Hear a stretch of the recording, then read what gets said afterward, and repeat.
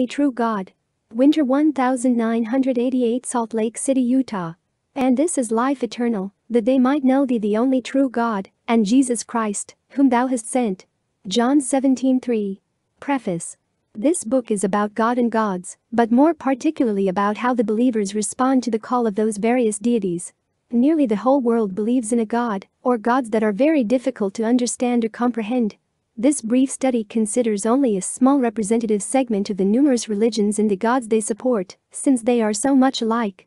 Regardless of the great revelations and manifestations to Moses and Christ, the concept of pagan deities still persists. In fact, these beliefs and traditions have even been incorporated into the Christian religions.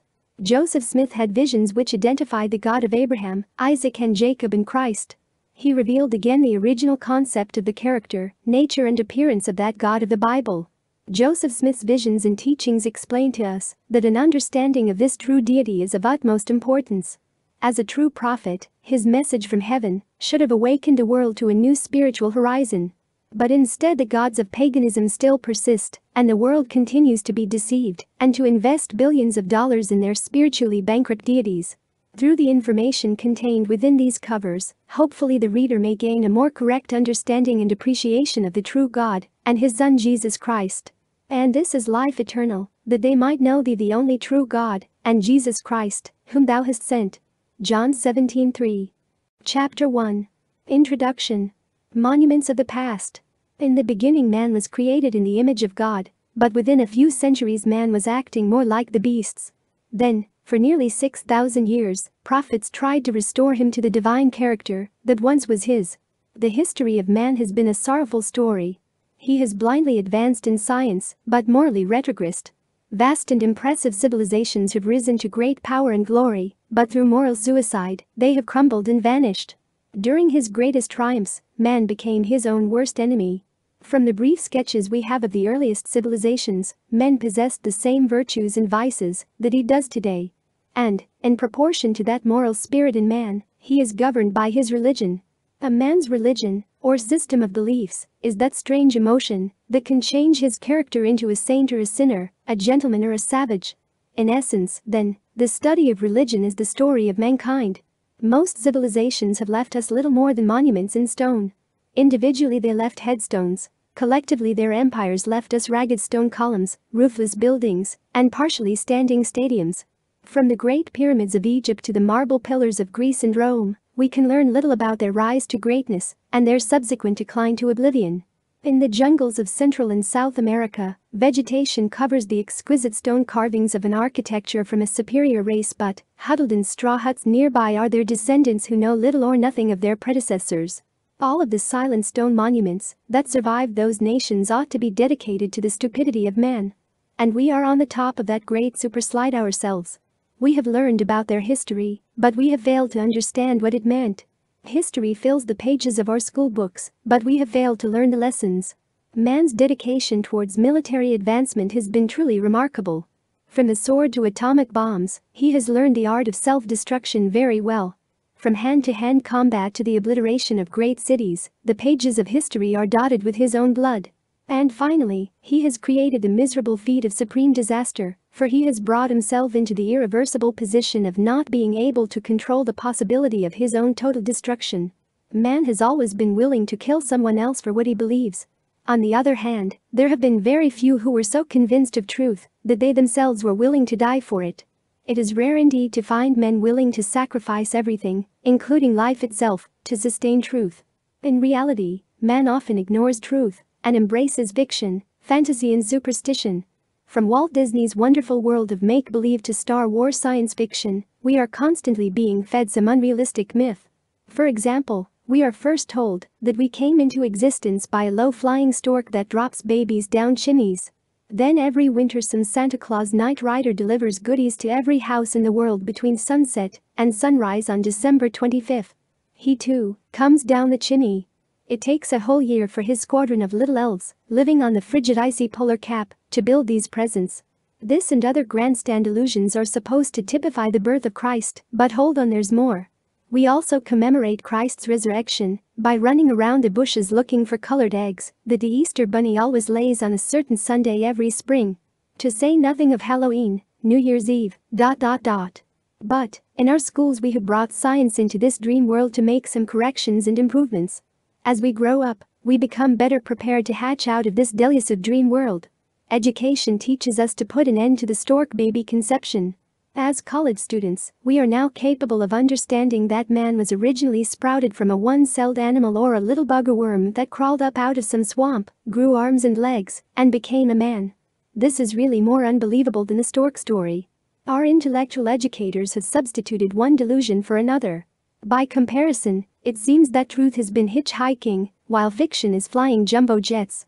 Our confused young students are now ready to believe anything, that is, except the Judeo-Christian history called the scriptures.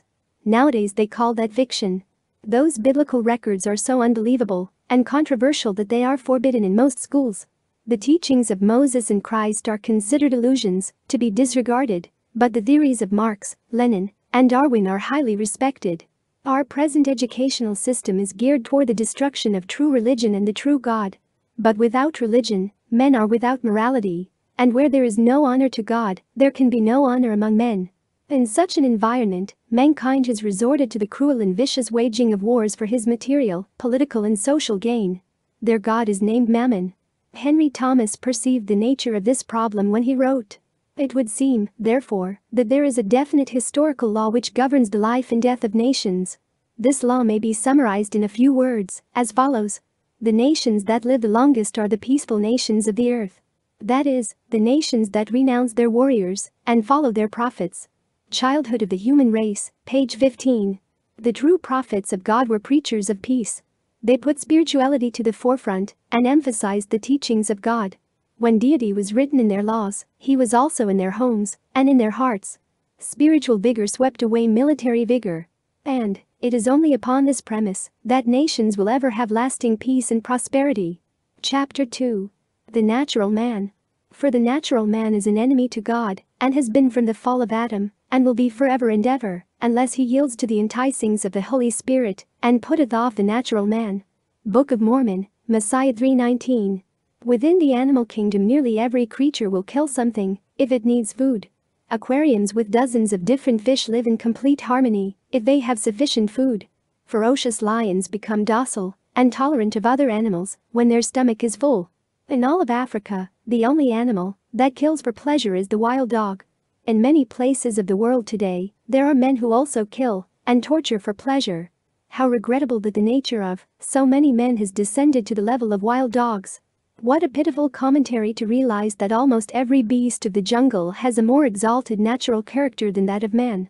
The natural man can easily become the most vicious and cruel of all the creatures of the earth. He can even become an enemy to his creator, and with a little effort he can become a full-fledged devil. In his crude thinking, man has thought that his greatest achievements were his military victories and the resulting subjugation of others, not the alleviation of human suffering. Thus nearly every empire has kindled the fires of its own cremation. How ironic that man often declares love for his fellow men and then continues to create more advanced methods of killing and destroying them. On a few occasions he has promoted freedom for all and then turned to make them slaves. Rarely has man shown love by sharing his last crust of bread. More often he has selfishly cheated or robbed his friends. It has been recorded that only a few men have walked and talked with God. Most of them deny or ridicule him. What makes some men do good while others act like devils? Is it the food they eat, the parents they have, the color of their skin, or the environment they grow in? Is it the level of education or amount of wealth? What factors make him a saint or a sinner? Upon investigation, it is discovered that among the rich and poor, learned and ignorant, can be found both good men and bad. Thus, something else must govern the nature of a man. The wise Solomon said that as he thinketh in his heart, so is he. Prov. 23:7. Therefore, the character of man is molded by his own thinking. Just as his body is composed of what he eats, so his nature is formed by what he thinks, studies, believes and comprehends. A man cannot draw from his mind that which he has not put there. That which he learns to believe or disbelieve is what molds the character of a man. How often civilizations have prospered or collapsed as a result of the gods they served. There have been silent gods, lustful gods, unknown gods, and man-made gods. But through the centuries man has been most proud of his war gods, and so he has been proud of his strength and ability as a fighter. Throughout history, the warrior has been regarded as the greatest hero, and war the most honored profession. For many millenniums man has been the savage barbarian who delighted in the killing of his own species. He lived on the coarsest food, plundered at will, and left cities behind in ashes. To rape, pillage, and kill was a way of life, and to him, it was an heroic example of his courage. He felt it earned him the respect of his peers and his gods.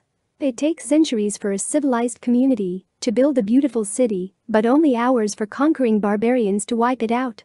Yet our historians gave these destroyers the title of great. There was Cyrus the Great, Alexander the Great, Napoleon the Great, and all the great Caesars.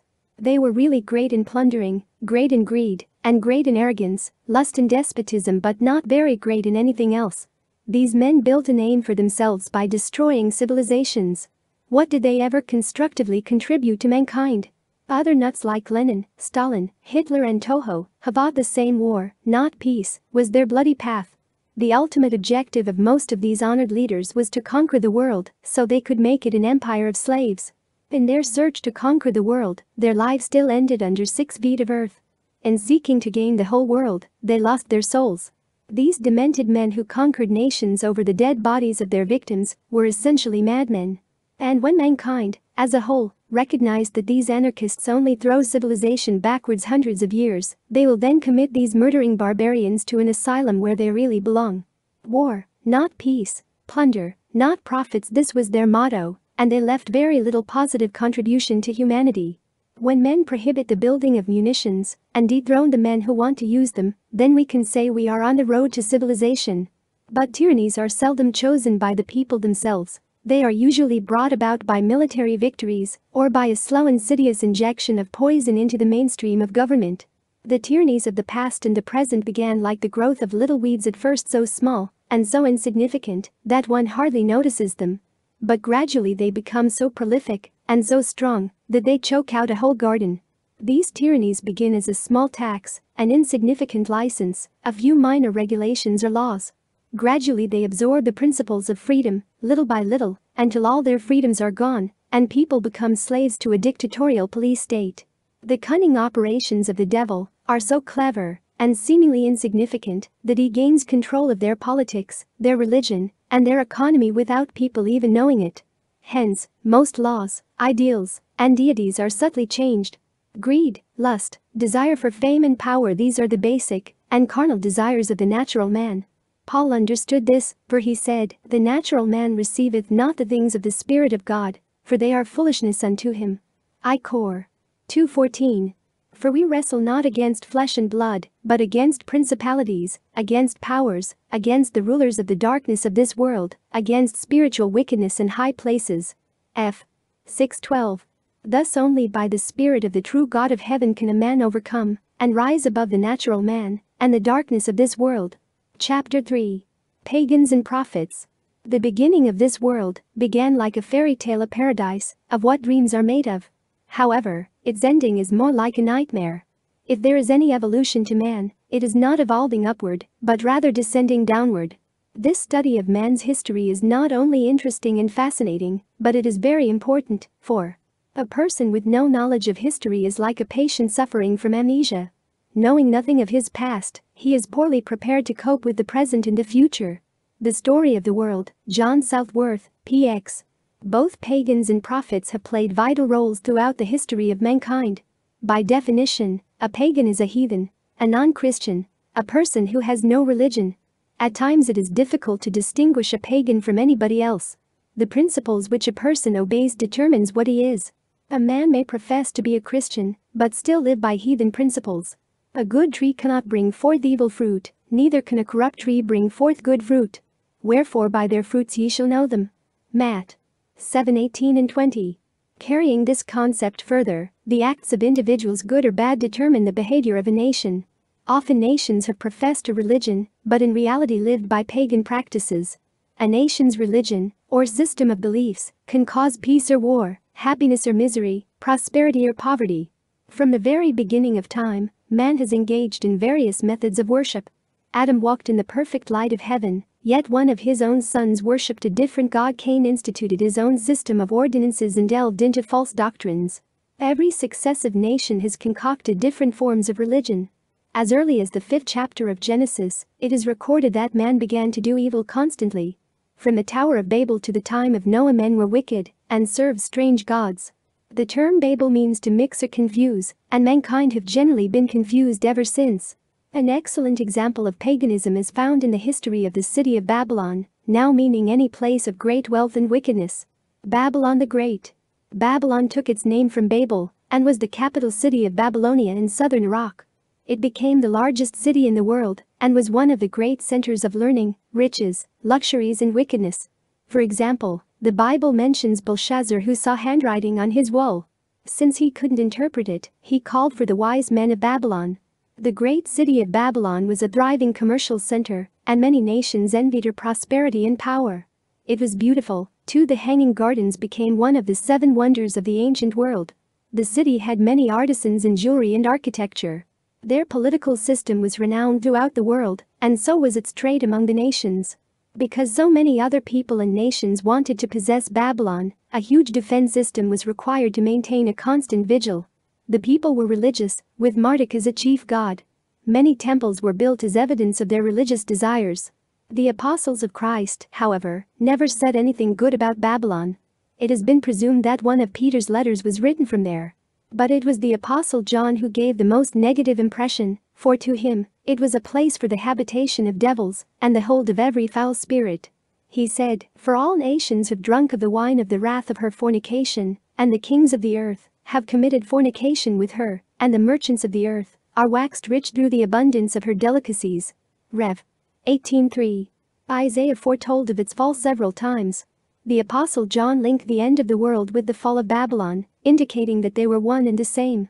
It has been termed the antithesis of the New Jerusalem, as they are complete opposites in every way. From such an early beginning, it is spoken of as one of the great last powers on earth to be destroyed. John the Revelator said Babylon would 1. Sit by many waters. 2. Rule as an international center. 3. Be a great trade and sea power. 4. Persecute the saints. 5. Be weakened by luxury and wealth. 6. Become a great mystery. 7. Have a sudden downfall. There were many reasons for the fall of Babylon, the primary one being because of wickedness. In addition, however, it instituted a tax system which robbed its citizens of nearly 50% of their wealth, similar to our taxing programs today.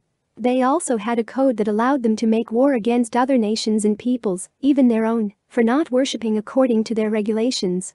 Their federal policy forced itself into the very lives of its citizens in the most detailed system. Babylon gained a reputation of acting against God's people because of their opposition and persecution. The apostle John described the city as the mother of harlots because she spawned her corrupt system and laws into all other nations and people. For this reason, the apostles looked upon the rest of the world in the same light. Under Nebuchadnezzar, Babylon reached a high point in power and prosperity. It became known for its destruction of Jerusalem and the captivity of Judah, bringing the nation of Judah under the control of the god Marduk around 587 BC. By 331 BC, Babylon was captured by Alexander the Great, who never allowed it to rise again. Actually, at Alexander's death, Babylon faded away to its gradual demise. Thus came the fall of one of the greatest empires in history. The civilization of Babylon originated early in world history, as it is recorded in the 10th chapter of Genesis. However, its power and influence among other nations are still felt today. In the last days, according to the testimony of the apostle John, this powerful influence will captivate all the nations of the world. Certainly it is evident that his prophecy has been fulfilled. There are so many lessons to be learned from the history of Babylon's rise and fall. But do we listen to them? Do we learn from them? Do we try to change the course of people and nations that are following in those footsteps? Let us go on now to a brief history of the paganism that existed among the Egyptians. Egypt, land of mystery. The land of Egypt has been the scene of one of the earliest recorded histories of man, yet it is filled with speculation and mystery. The pyramids stand as a silent testimony to a great people, once very superior in intellect, but eventually crumbling because of moral and intellectual decay. Undoubtedly, they once had a religion that was pure and elevating, but in time, like every religion from God, it suffered from the hands of men. Somewhere in the sands of time, man turned Egypt into a spiritual desert. Throughout their history, they had hundreds of gods. For instance, at one time Isis and her husband Osiris were worshipped. However, Ra, the sun god, was the greatest of all their gods and was considered the supreme being. There were also others, such as Amen-Ra and Num-Ra. Ra was a hawk-headed man, while Osiris was a mummy-type being. Osiris was always at war with Set, the evil being, the warfare representing similarities with daylight and darkness, good and evil. The Egyptians never worshipped images or idols, but living representatives of the gods. Sometimes their deity was typified in character by some animal, such as a crocodile, a cat or hippopotamus.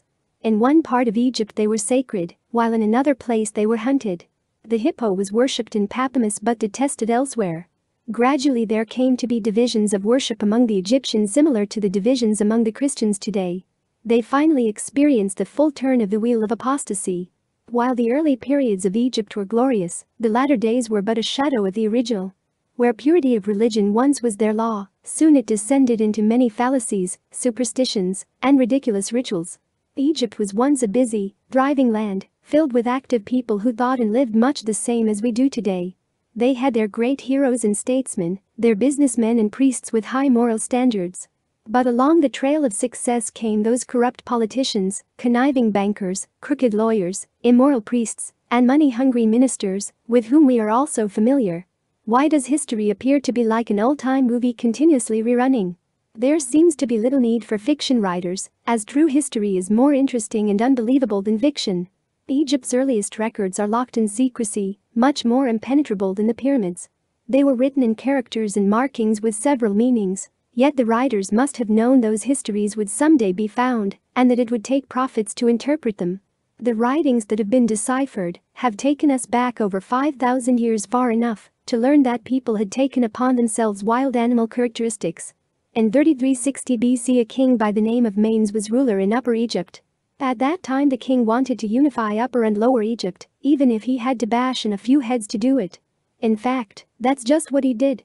His expertise as a cranium crusher was so well mastered that he gave himself the name a mighty crusher of skulls. Through much bloodshed and many fractured skulls, Manes was able to unify Egypt again. It became a single nation but with considerably fewer people.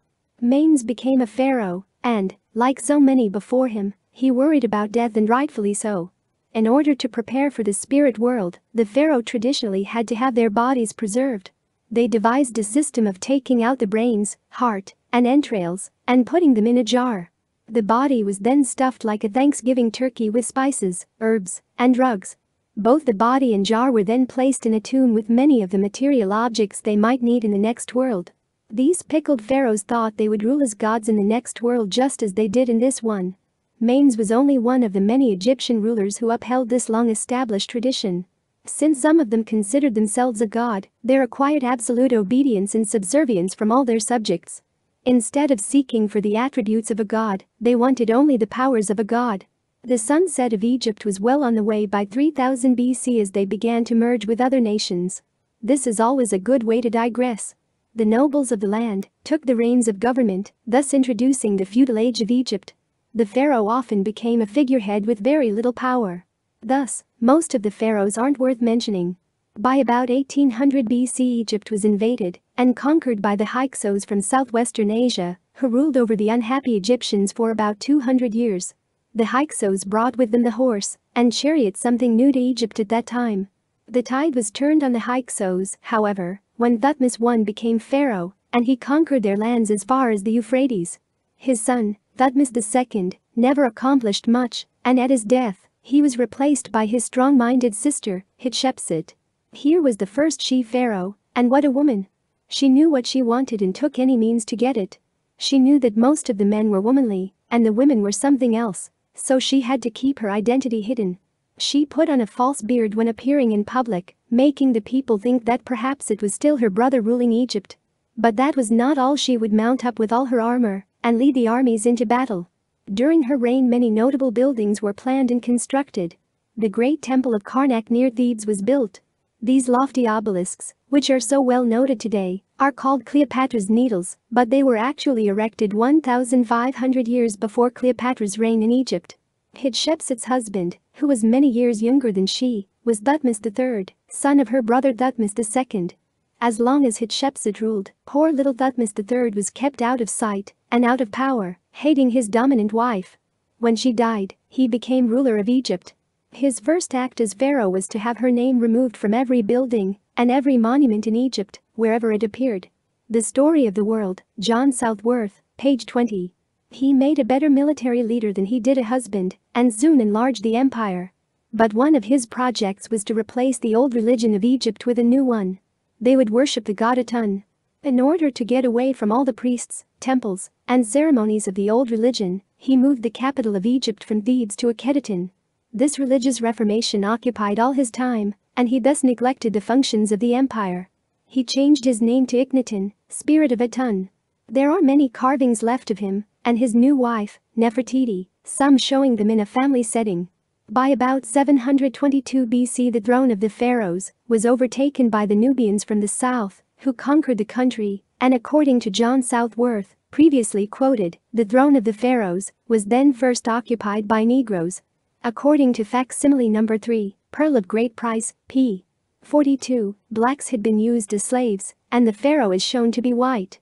A variety of Egyptian rituals and ceremonies have been practiced through the centuries, as religion of some kind has been the center of their existence. The original power and doctrines and gods were changed, however, and became similar to those of the pagans. One early scholar reported in 1884, Herodotus, the Greek historian, who visited Egypt about 450 BC, was struck with the extreme attention which the Egyptians paid to religion. He says that they were the most religious of all mankind. The passing stranger was impressed with the pompous ceremonies, the magnificent festivals, the imposing processions, and the many gorgeously robed priests. He found large temples, where the walls were covered with sculptures, paintings, and hieroglyphic writings. All Egypt was stamped with the impress of religion. Every art and science, and all literature were distinctly connected with religion, and were used in the service of their deities. They surpassed all nations in the reverence they paid to the gods. Their religion was by no means an open one. Errors chains, how forged and broken, Frank S. Dobbins, page 93. Egypt's apostasy came about the same way as it did in Babylon, through the influence of corrupt and wicked men, who gradually overturned good religion and good government, leaving their nation in shambles. By heeding the call of God's prophets, they could have avoided such disaster. Egypt's history has continued for nearly 5,000 years, about 25 times longer than the history of the United States. The influence of their gods and their religions, both good and evil, has endured through the years and will last until the end of the world. So, after very briefly considering the history and paganism of Babylon and Egypt, we can better understand the need for God to send a prophet to gather and remove the righteous from such wicked surroundings. Moses, a prophet of God. From the multitude of nations that have been born, developed, and died, relatively few honorable and noteworthy leaders have emerged. Of all the political, military, and religious leaders, only occasionally have we had any truly outstanding men whose life and teachings have made a positive and lasting contribution to the world. One of these few was Moses. His critics come and go. But Moses still stands out as the foremost man of the pre-Christian world. He took a race of slaves and, under inconceivably trying circumstances, molded them into a powerful nation which has altered the whole course of history. Bible Handbook by Haley, page 120. Outside of the Bible, there is little evidence that Moses ever lived. But then the Egyptians were famous for wiping out all history of their enemies or predecessors. Often each new pharaoh destroyed every stone inscription bearing the name of the pharaoh before him. Some stone columns were erased so many times it's a wonder they still stand. And certainly, Moses was no hero to the Egyptians. The story of Moses describes him as being born to a Jewish father and raised by an Egyptian mother, which would not have been considered an honor by the Egyptians or the Hebrews. However, the facts are that he was born of Hebrew parents and his step-parents were Egyptians. It was, therefore, in the learning and teachings of the Egyptians that Moses received his education. He was well on his way to becoming Pharaoh when his life was turned around. Luke, one of the apostles of Christ, gives us a little information on the upbringing of Moses, in which time Moses was born and was exceeding fair and nourished up in his father's house 3 months, and when he was cast out, Pharaoh's daughter took him up and nourished him for her own son. And Moses was learned in all the wisdom of the Egyptians and was mighty in words and in deeds. And when he was full 40 years old, it came into his heart to visit his brethren the children of Israel. And seeing one of them suffer wrong, he defended him and avenged him that was oppressed, and smote the Egyptian. Acts 7:20-24. The Egyptian taskmaster died. The next verse indicates that Moses had already begun his mission to deliver the Israelites from their bondage, but they didn't understand who he was or what he was doing any more than the Egyptians did. To continue, for he supposed his brethren would have understood how that God by his hand would deliver them, but they understood not. The next day when Moses returned to visit them, he was greeted with, "Who made thee a ruler and a judge over us? Wilt thou kill me, as thou didst the Egyptian yesterday?" Then fled Moses at this saying, and was a stranger in the land of Midian. Acts 7:25, 27-29. Moses realized that the Israelites didn't want to be freed, they were fearing for their lives. When he had grown to manhood, Moses commanded an army for Egypt and won notable battles. Later when he wanted to lead the Israelites, they weren't ready for him. He waited 40 years for them to get ready. When he was 80 years old, the call came again to lead the people, but this time it appears that Moses felt that he himself was not ready. He made excuses and seemed to lack the confidence that he had before. But Moses was instructed by the God of Abraham, Isaac, and Jacob to go back and deliver the Israelites with power. And to make sure he understood it, God repeated it 3 times. To introduce Moses to the Hebrews and show forth the power of God that was with Moses, he performed great miracles. These miracles were not to convince Pharaoh, but rather the children of Israel of the existence and power of God. This was to give them faith that God was capable and willing of protecting and guiding them. After playing magic tricks with snakes for the edification of the Pharaoh, Moses and the magicians left the court knowing that Moses had the strongest medicine. But it was still too early to convince the Israelites, or Pharaoh, of this fact. To properly instruct the Israelites that the God of the Egyptians was not the true God, it was necessary to show them that the gods of Egypt were powerless. One of the miracles was turning the Nile into blood. The Nile was one of the gods of Egypt. The multiplication of the frogs was another blasphemy. Frogs were sacred. They were so numerous that they were dying by the tons. The miracle of darkness was a blow to Ra, their sun god. The great grand slam plague of death to all the firstborn was the straw that broke the camel's back. The firstborn children were the choice of the Egyptian gods. Death to the firstborn of their cows was death to their sacred gods. What a proof of the failure and lack of power of their gods. The miracle of the Red Sea was further proof of power. The mighty Egyptian army was destroyed, and not one soul of the Israelites was lost in the battle. Battle? Not really, for they were on the run. The temples, palaces and monuments in Egypt are among the grandest in the world, and many of them were made by the Israelites. The city of Thebes, about 4 square miles, was once a display of brilliant colors and structures plated with gold. It too reached its zenith while the Israelites were there. While many of those astounding edifices still remain, the Israelites are gone. But the man who gave them a name, a nation and reason for being was Moses. He helped them to be a better, more powerful and respected nation than even the great country of Egypt. It took 10 plagues of national proportion to get the message across and the Hebrews out of bondage. But even then they didn't like it. In spite of the miracles, they regretted not being back in the security of slavery. But under Moses' direction, this little band of nomads grew from an insignificant nation in the wilderness to become the mightiest nation on earth. It was on Mount Sinai that Moses received the law set of rules that could make the Israelites a nation of kings and priests to the true God of heaven. Only 4 of these were directed to God, 6 were for themselves. Every nation that tried to overtake these Israelite communities were defeated. The males of their enemies were killed. The women and children were brought into the Israelite camps and added to their families. This greatly increased their numbers up to the reign of King David, at which time they were feared by every other nation on the earth. Out of Egypt has come a most impressive message. The Egyptians gradually abandoned their original and probably inspired prophets in order to follow their own man-made theories. Therefore, God established through power and miracles a new nation under his laws, making the people even greater than the Egyptians. The most prominent feature of the mission of Moses was his revelation of the laws and the identity of the true God of Abraham, Isaac, and Jacob. That testimony and record is clear enough, says Isaiah, that men, though fools, should not err therein. But they did and still do. As in the nature of nearly all men, the Israelites sought to make God the way they wanted him to be, not the way he was. And it's a sad commentary that because of the influence from those around them, they too became one with the world. Chapter 4. The Royal Road to Rome. The whole history of the Holy Roman Empire is a panorama of human barbarity, murder, and war. It is an excellent representation of the depths to which mortal man can fall, yet all the time professing a religion. The Roman Empire combined all the lust, greed, avarice and bloodshed that any of the savage nations ever devised, yet they claimed to be acting according to the will of their gods. Apparently it had not changed much by the 16th century, as Martin Luther said, "If there is a hell, Rome is built over it." Evidently, the Roman Empire lost its political and economic power in the world but certainly not its influence. Today many nations show the evidence of Roman laws, customs, and the wicked practices of that empire. For over 1,000 years Roman history reads like a repetitious soap opera, with all the villainy and wicked practices that script writers could devise. For a millennium the Romans conquered, burned, robbed, butchered, and murdered their enemies and oftentimes each other. Their political system was always involved in some kind of conspiracy or assassination.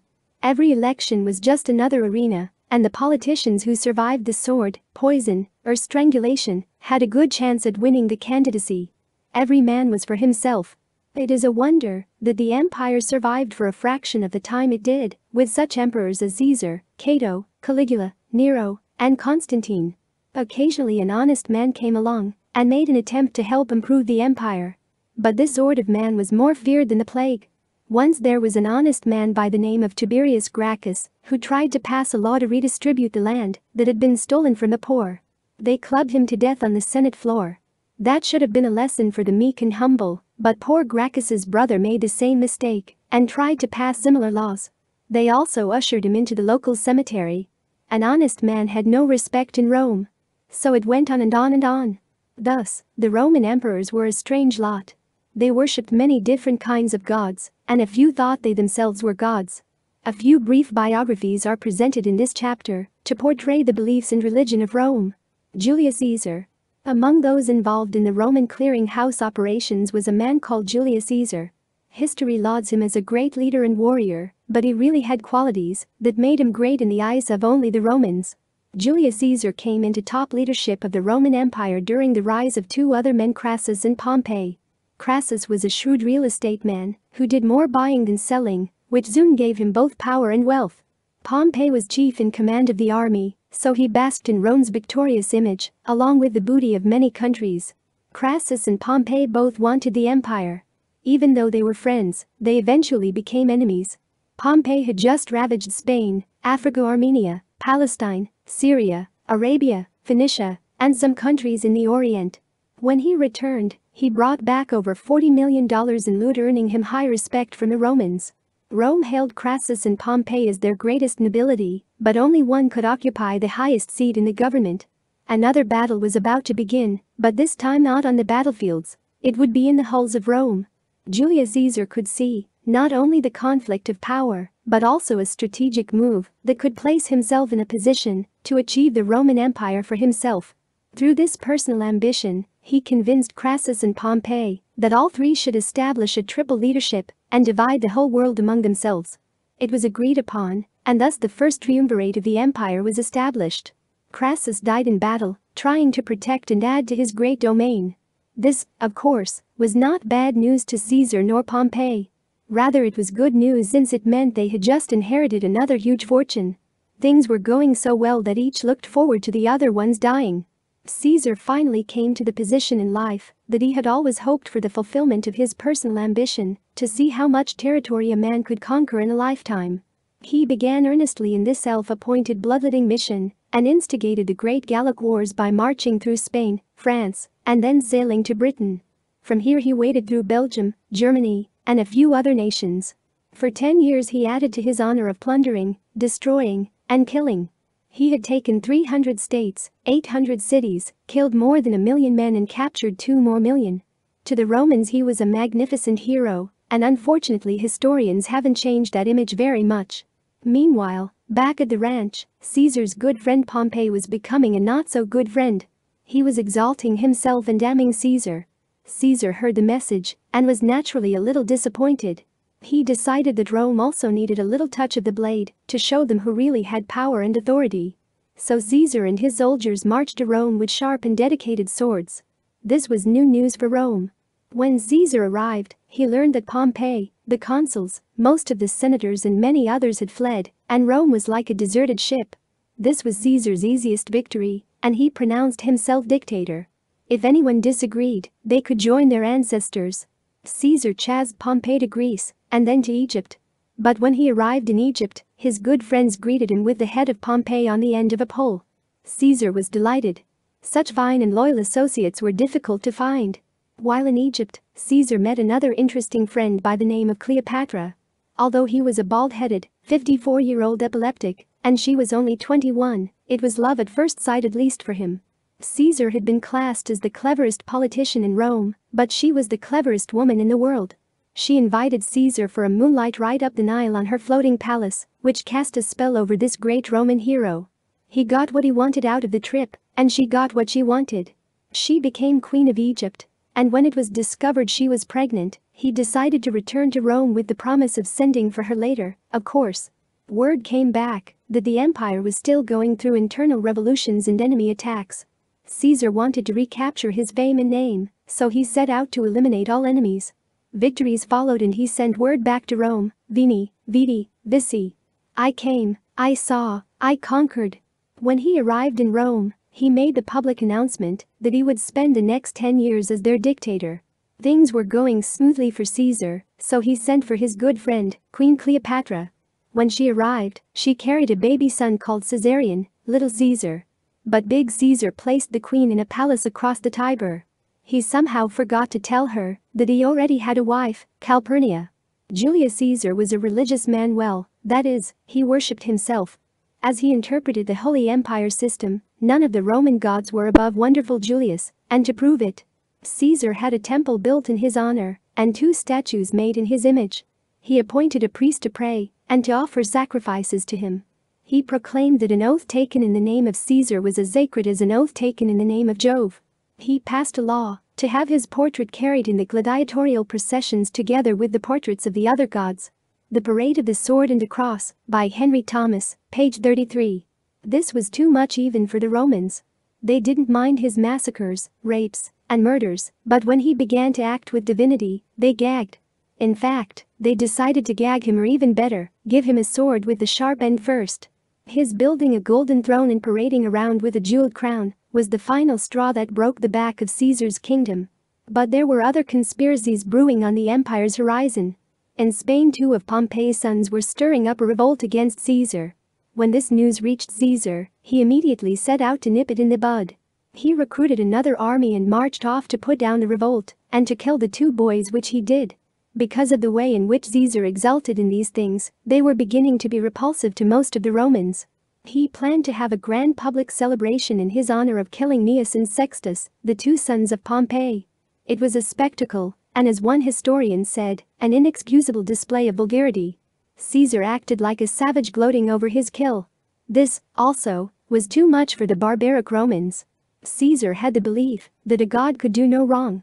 Then he proclaimed March 15, 44 BC as the day he would be crowned king of all the provinces around Rome. But there were too many friends of Pompey, too many enemies of Caesar, and too many others who wanted someone else in the kingship. When Caesar walked onto the Senate floor to receive his golden crown, he received an iron dagger instead. It is recorded that 23 dagger wounds ended the life of another Roman god. From among those most involved in this bloody conspiracy was Brutus, whom Caesar trusted and believed was his own illegitimate son. Cato. The Emperor Cato was an unusual person. He was a master of saying one thing and doing another. If Judas could be remembered as a betrayer, then Cato should be remembered as a hypocrite.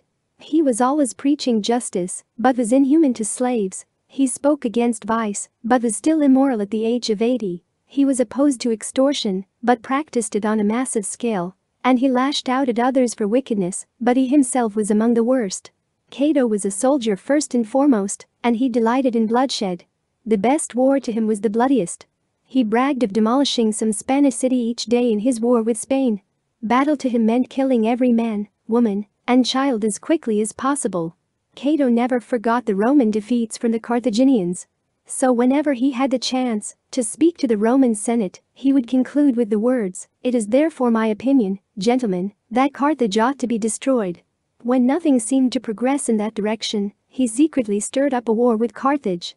But the Carthaginians offered peace, And when they discovered the two culprits who started the conflict, they turned them over to the Romans. But Cato would not allow the matter to be settled that way, so he demanded 300 of their young men to serve as slaves on the Roman ships. The Carthaginians gave them reluctantly to save their city. But then the Romans demanded that they give up all their arms. Once again they submitted and gave up all the war machinery to Rome. Was there anything else? They asked Rome. Yes, they replied. Carthage must be destroyed.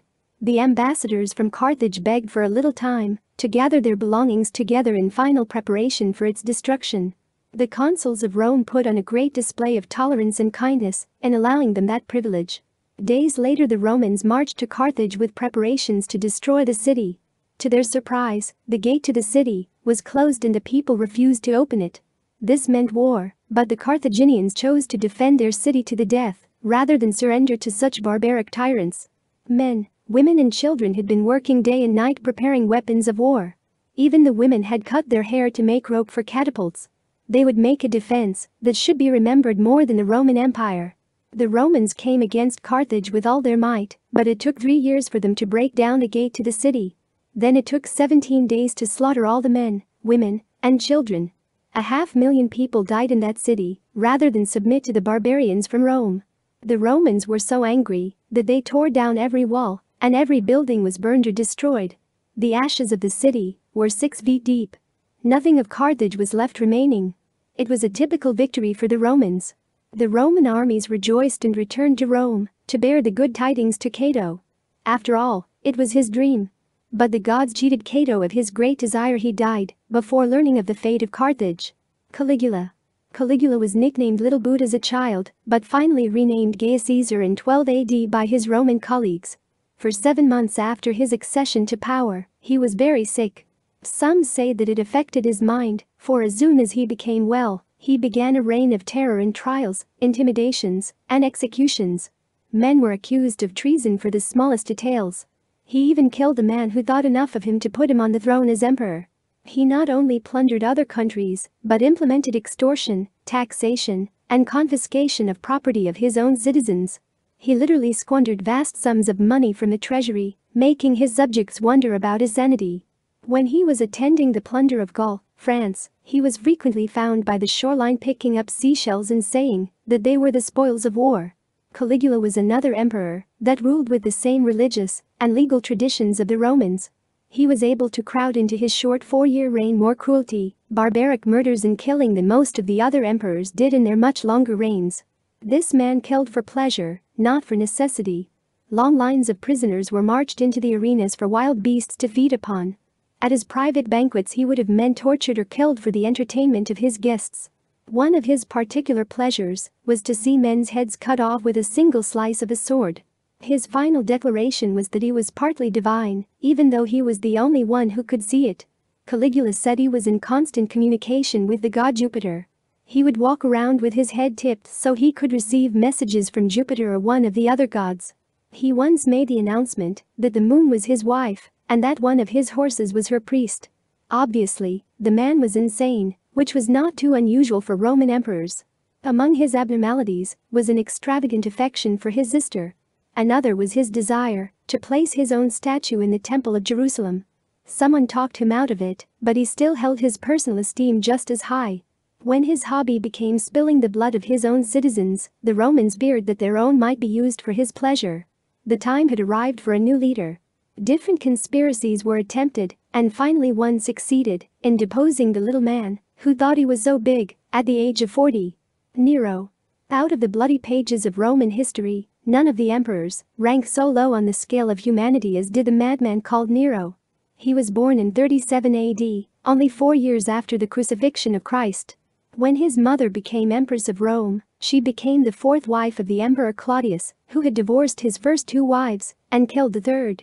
Understandably, she was concerned about her own fate, so to ensure her place and station, she poisoned her husband.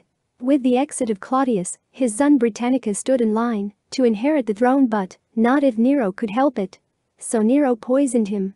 It has been written that Nero was the worthy son of a worthy mother. With their ability to wipe out competitors, they were bound to excel in Rome's political mechanism. But Nero began to take more interest in the liquor bottle than he did in the government. He left the functions of government for his mother, as he preferred to revel and party with his friends. His favorite hangout was the local tavern, and he would drink until he could stand up no longer.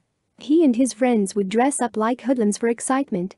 Once Nero was nearly beaten to death by a senator, whose wife he had attacked. As history has proved, however, Rome was safer while he played the part of a thug than when he assumed the role of emperor. But his mother wanted him to have broader fields of view than the inside of the local saloon, so she began to groom him for politics. Nero got married, but that's about all it was, for he completely neglected her because of his interest in a slave girl.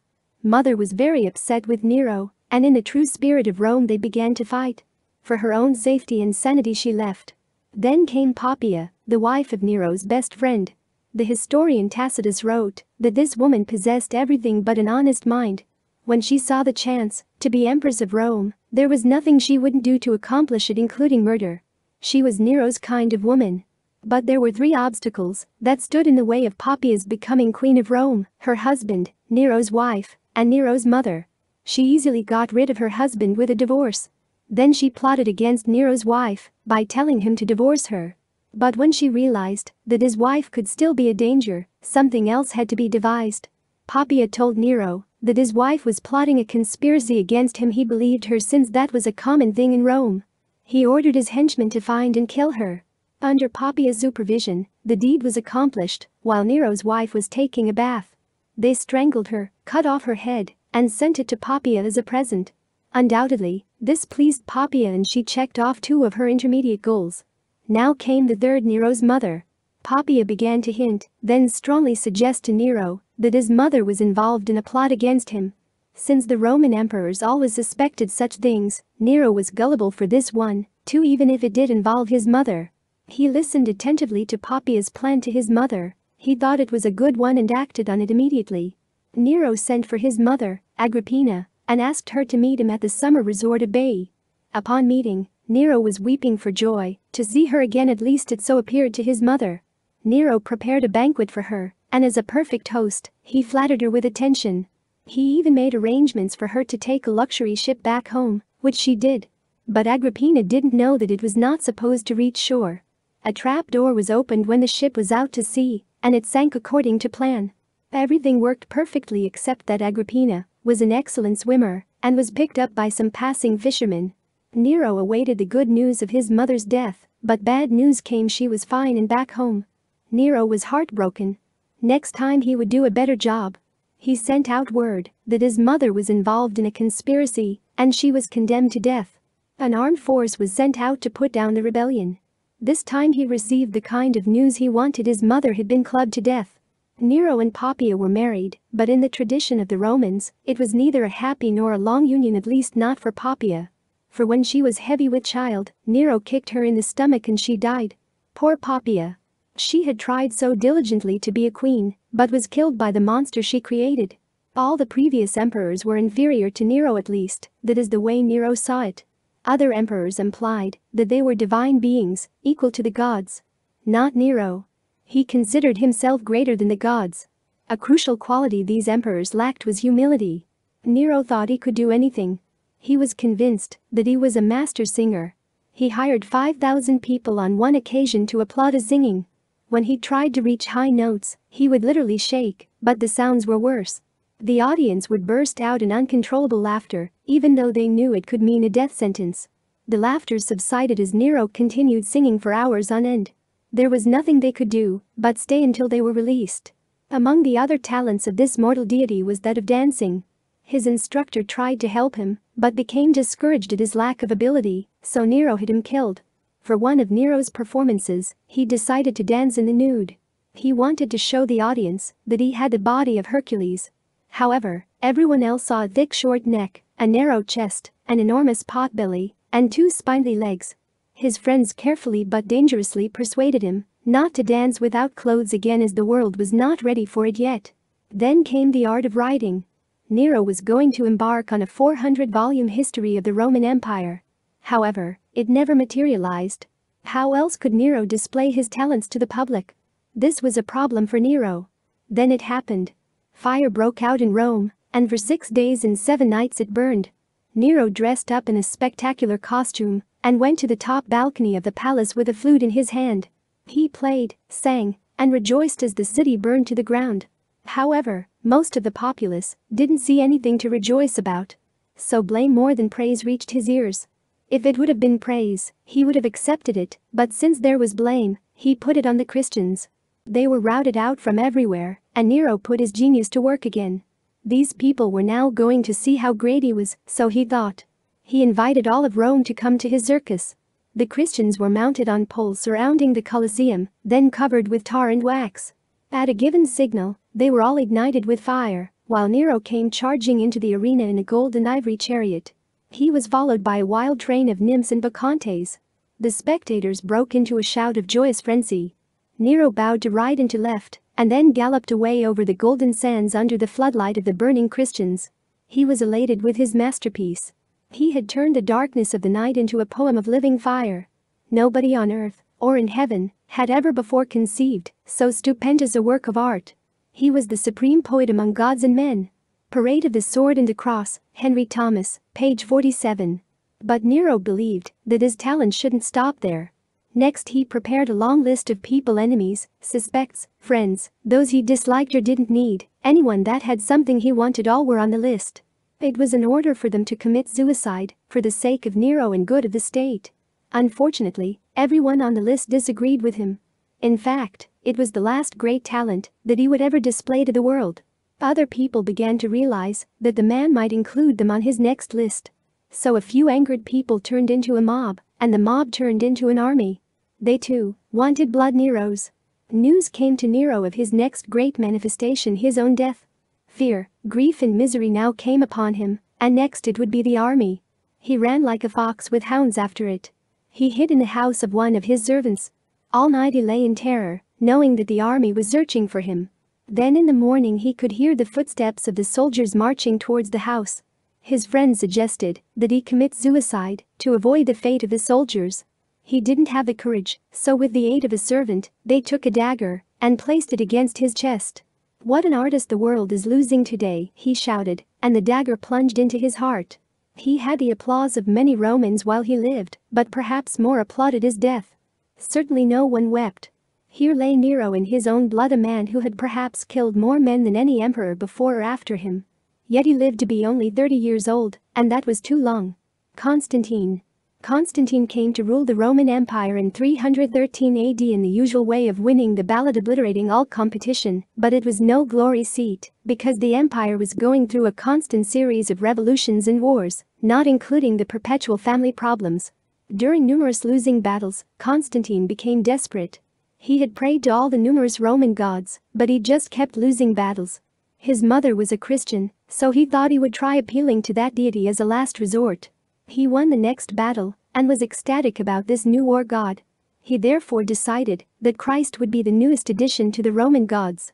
As he was marching to battle, he claimed he saw a cross in the sky, inscribed with the words, "By this sign thou shalt conquer." Whether he saw it or not, no one really knows, but this is how Christ, the Prince of Peace, became the war god of the Roman Empire. Constantine was proud of his new Roman god. He, therefore, made a public announcement that Christ would be the official god of Rome, and Christianity would be the state religion. The god of Christianity had taken a new role in the lives of men. The Romans had selected Christ to be their god, but Christ had not chosen them to be his people. Constantine became converted to Christianity, but it did not make him a Christian. Even though he professed a belief in Jesus, he murdered his wife, his eldest son, and a nephew. The empire had a new god, but they still had the same old barbaric customs. Their code of ethics remained, only the name was changed to protect the guilty. Constantine was a proud man. He dressed in silk robes and used the scepter and the diadem of the Persian monarchs. He put on wigs of many colors and elaborate robes with golden fringe that trailed behind him. All who came to see him had to prostrate themselves before him. He rebuilt the city of Byzantium and renamed it Constantinople, the city of Constantine. He changed a great deal in Rome, but to do this, he had to raise the already excessive taxes, turning most of the people into serfs. The empire then had more internal struggles, this time of a more theological nature. It seemed that the Romans were ready to fight over anything at any time, and now came a controversy so disturbing that it seemed the whole empire would tear each other apart. Constantine wanted to put an end to this problem of religion before he lost this goose with the golden eggs. He called 2,500 clergymen and 318 bishops and asked them to present their beliefs of God, but the discussions were in Greek, a language he did not understand. When one of the enthusiasts became overcome in the heat of debate, he struck another in the face. This language was clear and logical to Constantine, and he could tell who was going to win the argument already. The highly irreverent and disputing array of religionists battled for 2 months before Constantine could put an end to it. Those who disagreed with his final decision would suffer the consequences. At this point, Constantine reorganized the Roman Church as it had never been done before. The spiritual men of the church were put into temporal positions. Bishops became governors, and the offices that were once filled with men of humility, poverty, and service became those of splendor, riches, vanity, costly attire, and fame. Christianity had lost its spirituality, but gained temporally. These men of the cloth were now surrounded and tried with excess material means. Churchmen were more involved in money-making schemes, parading around the country with their leader and feasting on the luxuries of the kingdom, than in searching for spiritual strength. It is written that the leaders of the church had become rich, powerful, respectable, and corrupt. In the garb of the church, the leaders also began to use the influence of the sword. Christianity began to grow as it never had before, and converts came by the thousands. It was much easier to be a live Christian than a dead disbeliever. Just before his death, Constantine joined the official Christian church.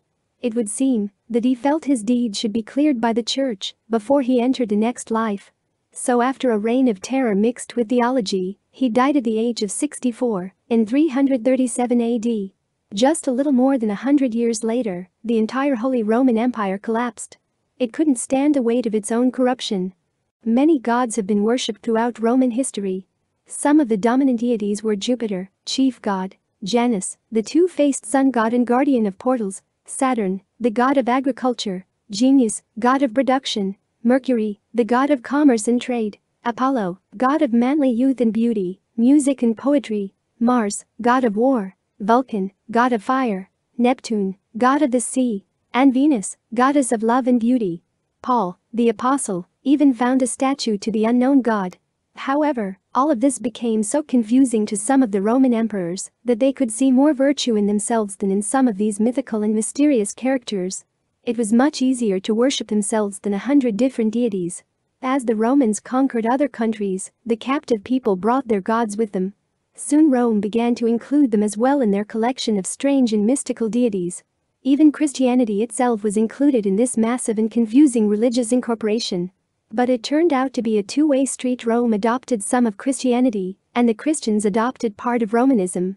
The effects and doctrines of this great merger are still evident. Chapter 5. Other Roads to Religion. This chapter includes interesting biographies of 6 individuals whose lives and teachings have greatly affected world religions. Among the most popular religions are those named after Buddha, Confucius, and Muhammad. Martin Luther is noted for his work in the Protestant Reformation. The ideologies of Marx and Lenin are included briefly because they have engulfed half the world and are threatening the other half. Though these two men do not claim to be religionists themselves, they have formed a set of beliefs which overlap into the field of religious thought. Certainly their destruction of other religions is reason enough to understand why and how they think and believe. Buddha, Prince of Peace and Tranquility. Siddhartha Gautama, later called Buddha, was born in 563 BC at Nepal in the northern part of India. He was the son of the Sakya clan of royalty, so he had, for the most part, all the things that a young boy could want. At the age of 19, Gautama chose to marry his beautiful cousin, and they settled down to enjoy life in a dream world of their own. But for the next 10 years they had no children, which was a dark cloud in the life of this young handsome prince. He was disappointed that God denied him the blessings of such an important part of his life.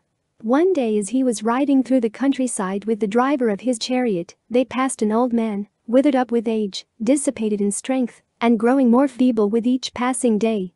"Such is life," commented the charioteer. "We must all come to this end." Later, they saw a beggar by the road whose body was being eaten away with some loathsome disease. "This too is part of life," commented the driver. This was a new form of education for Gautama, for now he had seen poverty, old age and death, areas he had never seriously contemplated before. Gautama had been raised in the riches of the palace and sheltered from such sights. So this made an indelible impression upon him, never to be forgotten. Gautama was touched to the soul by the miseries, cruelties and regrettable end that man must endure in this life. He was disappointed that God would allow such suffering in a world so beautiful. Many ancient prophets bewailed the cruelty of man, but Buddha complained of the cruelty of God. His soul was torn and sorrowful, and he wanted an explanation to these imposing problems. He even questioned if life was worth living at all. Gautama's father had a big banquet for his son to celebrate his birthday and to announce the birth of Gautama's first child. Yet in spite of the joy of the occasion, Gautama was still burdened with the problem of the miseries of life. Early one morning he arose with his mind made up that he would leave the palace, his wife and new son, and seek for the answers to his questions about life. He would become a wandering nomad, a priest, or an ascetic just so he could find out what man was and why he was faced with such sorrow and misery. For the last time Gautama looked upon his sleeping wife and child, awoke his charioteer, and quietly left the palace. At the young age of 29, he began a pilgrimage that would light the fires of faith that still glow after 2,500 years. But his venture in faith was not an easy one. For a considerable time he studied under the yoga masters, but he found no spirituality with them. Then he sought answers through mortification of the flesh, fasting until he nearly died but still no answers. As a hermit in asceticism, he descended from the mountains with a bowl in hand to beg for his food. Through all his fasting, poverty, sacrifice and grief, he was reduced to little more than a skeleton. Though he was close to death, he was still far from the truth he sought. After 6 years of searching, Gautama left the holy men, the discomforts of the flesh, and all the sacrifices, and in despair, took some food and sat beneath a bo tree one evening. That night he had a vision in which he saw the evil tempter of the world and was confronted by this prince of darkness. The tempter offered him the riches of the world if he would serve him, but the young prince called upon the earth beneath him to witness that he would not move from the course of his conscience. Finally the tempter left, and from whatever else he saw, Gautama received the answer to his great quest. He was now Buddha, the enlightened one. With the coming of dawn and the light of day, so did Buddha become enlightened with an understanding of the riddle of life and the destiny of mankind. He arose and traveled to the city of Benares, where he found 5 of the holy men that had once been his traveling companions. Buddha began to decry the foolishness of the priests and their superstitious and foolish doctrines. For the next 45 years he became a traveling preacher to help enlighten others. His efforts have shown results in China, India, Japan and other nations, with over 180 million followers, and half the world well aware of his life and teachings. He taught that the soul must become subdued and subjected to doing right, and live a good life until it finally reaches nirvana, a state of perfect calmness or purity reached in its entirety only after death, but partially achieved in life by those who are absolutely consecrated and withdrawn from the world. It was an exaltation which was more desirable than life itself. Buddha said that each man creates for himself his own prison, so also he may acquire power equal to that of the gods. Many people are critical of Buddhism because it is not really a religion with ritualistic and spiritual form of worship. It is, in effect, a way of life, a lifestyle dedicated to a future life with established principles and teachings. He promoted an eightfold path that would end the sorrow of birth, age, and death in the world. 1. Right knowledge. 2. Right intentions. 3. Right speech. 4. Right conduct. 5. Right means of livelihood. 6. Right efforts. 7. Right mindfulness. 8. Right concentration. Buddha also set down 10 precepts required of all aspirants to the Buddhist ranks. They were to abstain from 1. Taking life. 2. Taking what is not given. 3. Unchastity. 4. False speaking. 5. Using intoxicating liquors. 6. Eating at forbidden times. 7. Worldly amusements. 8. Using perfumes and ornaments. 9. Using a high or broad bed. 10. Accepting gold or silver. He said the only way that man could free himself from worldly cravings and physical desires was to discipline the mind against self-indulgence, power, conquest, and lust. Self-control is man's most important objective. He taught that heroism means to suffer without inflicting pain to others, to be patient and tolerant of others, and to have courage in death. Buddha defined the commandment of not killing humans or any other living thing. Since we cannot create life, we have no right to destroy it. Let a man overcome anger by love, let him overcome evil by good, let him overcome the greedy by liberality, the liar by truth, he taught. Shame on him that strikes, Greater shame on him who, stricken, strikes back, he said. Since, for each one of us, our own self is the most important, respect the self of your fellow man as you respect your own. Great Religions, National Geographic Society, page 97. One of the cornerstones of his beliefs was the principle of moderation in all things, and that only the individual himself can walk the path to inner understanding and the ultimate truth. The Buddhist doctrine relies little upon outward miracles or manifestations of the supernatural. Its basic principles are towards being gentle and peaceable. The Buddhists are among the most tolerant and peaceful people on the earth, for they have never shed blood in a holy crusade, nor persecuted anyone for not believing in Buddhism. This is the marked difference between the history of Mohammedans and the Christians. When Buddha was 80 years old, he ate dinner with a blacksmith, but the food was tainted, and Buddha became sick and died. His last words were for his followers to work out your own salvation with diligence. It is said that men wept, the skies darkened, and the earth trembled. To the Hinayana Buddhists, he is not worshipped as either a man or a god, but as the embodiment of a principle of enlightenment. The thousands of images and statues of Buddha in temples throughout Asia are not realistic portraits of an individual, but idealized symbols of those teachings and codes of life. They believe Gautama was not the only Buddha, for others appeared from time to time. Religions are born, they grow, and they change, none is exempt. So it was with Buddhism. It has split into 3 major factions, with other minor branches. In India, during the years to follow, the monasteries grew wealthy. They owned great portions of land and had slaves, and they paid but little attention to the laymen. Then in the 12th century, Muslim invaders sacked the monasteries, and the laity had little incentive to go back to their faith. Buddhism almost disappeared from the very place of its birth. Some of the teachings of Buddhism today may have originated in Brahmanism and later became incorporated into the teachings of Buddhism. They taught that every human soul may go through many migrations in this world on its way to heaven, and only after one has achieved a life enlightened enough through the proper teaching and living can he attain to that heaven. But whatever Buddhism was originally, today its teachings have become somewhat confusing and hard to understand. Certainly the original teachings of life were much better understood by Buddha himself. The mysterious goal of nirvana is, however, still held out to those who embrace this faith. Confucius, sage of the Orient. Confucius, or Kung Fu Tzu, meaning the sage or master, was born in 551 BC in the province of Lu. His father, Shiliang Hai, was a soldier with a large family of 2 wives and over a dozen children. Confucius was the 12th child of the first wife, but when he was 3 years old, his father died.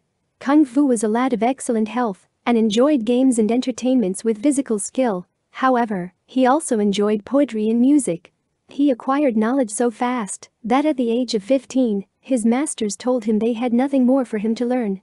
2 years later he had to give up his studies to care for his aged mother who was failing in her health. At the age of 19 Confucius married, and a year later he had a son, but his marriage was a failure. It is not clear why this marriage did not continue.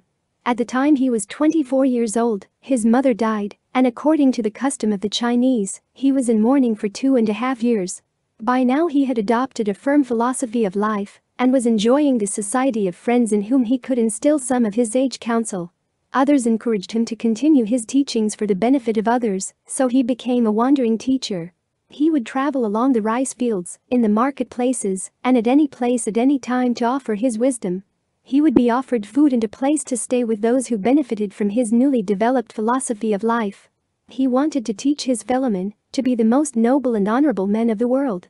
However, he could see that, in order to provide the proper surroundings for his teachings within his nation, he must first secure for them a just government which would tolerate, if not encourage, such teachings.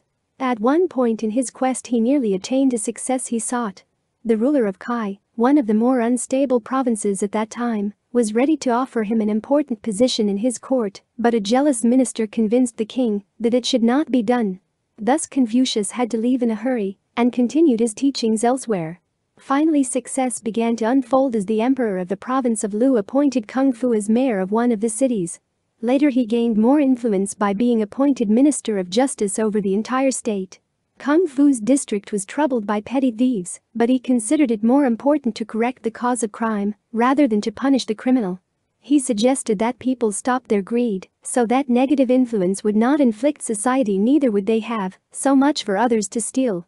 Confucius also urged his emperor to strive diligently for peace in his administration, and then to try to become as a father to his son by seeing that his subjects had the opportunity for sufficient food and adequate education. With such wise advice, he gained popularity and respect, and the influence of his teachings spread throughout the entire kingdom of Lu. He was on the road to making his entire nation one of the most civilized, peaceful and powerful anywhere. Confucius's dream of a super society and superior men was close to being a reality until the jealousy and fears of those in other provinces started to undermine his work. The ruler of the province of Kai, envious of the king of Lu and the leadership of Confucius, decided on a plan to overthrow both. He sent 80 beautiful dancing girls to seduce the king and his cabinet into a different kind of philosophy. The girls did their job very well, and the plan was a success. The government officers were more interested in the dancing girls than they were in Confucius. Confucius was both disgusted and demoted.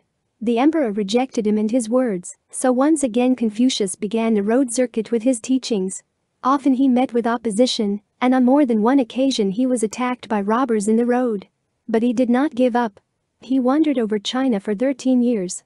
Confucius compiled 5 books, setting forth rules for private and public conduct, especially kindliness, integrity, politeness, truthfulness, and sagacity. He also emphasized the importance of obedience of children to their parents and the veneration of their ancestors.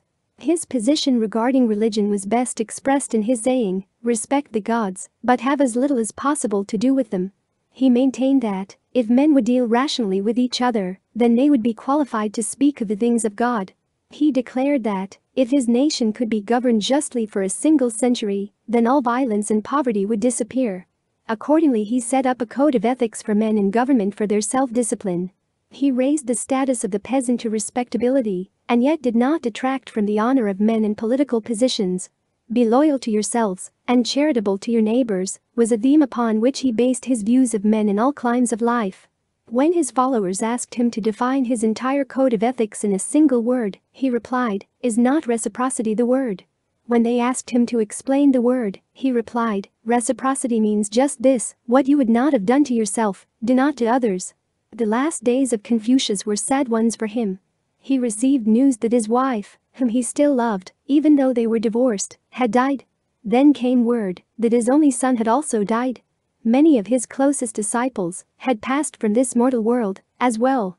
Confucius himself passed away at the age of 72, and he was buried at Khufu where pilgrimages are made. It appeared that his life had been a failure. Only a few had taken his words to heart, and like the early Christians, they were persecuted for their radical doctrines. 200 years after his death, one of the Chinese emperors made an attempt to burn every copy of his books then in existence. A number of zealous scholars concealed their books and were buried alive for their disobedience to the king. Today the books of Confucius are as popular in China as the Bible is in the West. Childhood of the Human Race, Henry Thomas, page 38.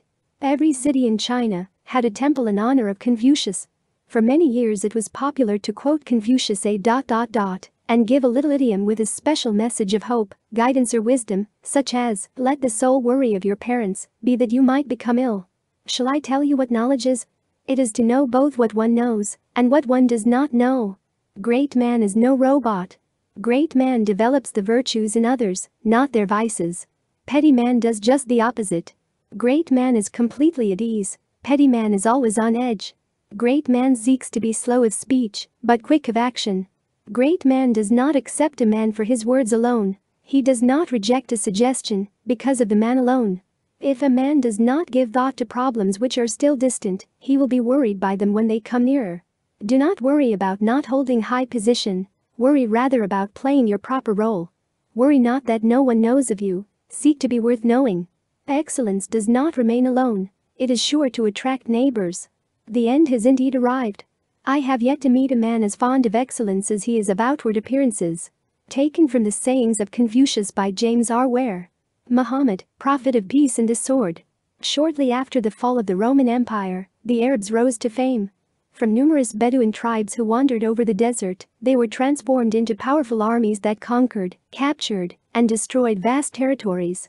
In a century and a half, they plundered through the Eastern Hemisphere from India to Spain, and from Egypt to China.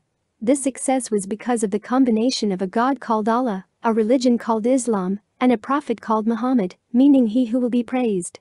Muhammad was an illiterate camel driver, born in Mecca in 570 AD, losing his father shortly after he was born, and then his mother when he was 6. His early years were troubled and tossed by adversity. For a couple of years he lived with his grandfather, who also died, and then was raised by an uncle, Abu Talib. Muhammad was raised around a people who worshipped wooden dolls, a black meteorite stone by the well called Zemzem, and other tangible idols. He even saw humans, usually baby girls, being sacrificed to these gods. At the age of 14, he made a trip to Syria with some relatives on a trading venture. Here, for the first time, he saw Christians and Jews. After this confrontation, he began to ponder the faith and practices of other world religions.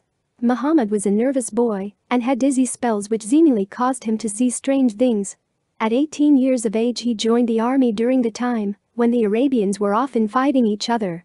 It was in some of these battles that he distinguished himself as a diligent and courageous fighter. Muhammad found that the army was not an appealing way to make a living, so once again he turned to the trading market. He became a salesman for a widow named Khadija. She was deeply religious and also rich. In spite of the difference in age, he was only 25, and she was in her 40s. She fell in love with Muhammad and they were married.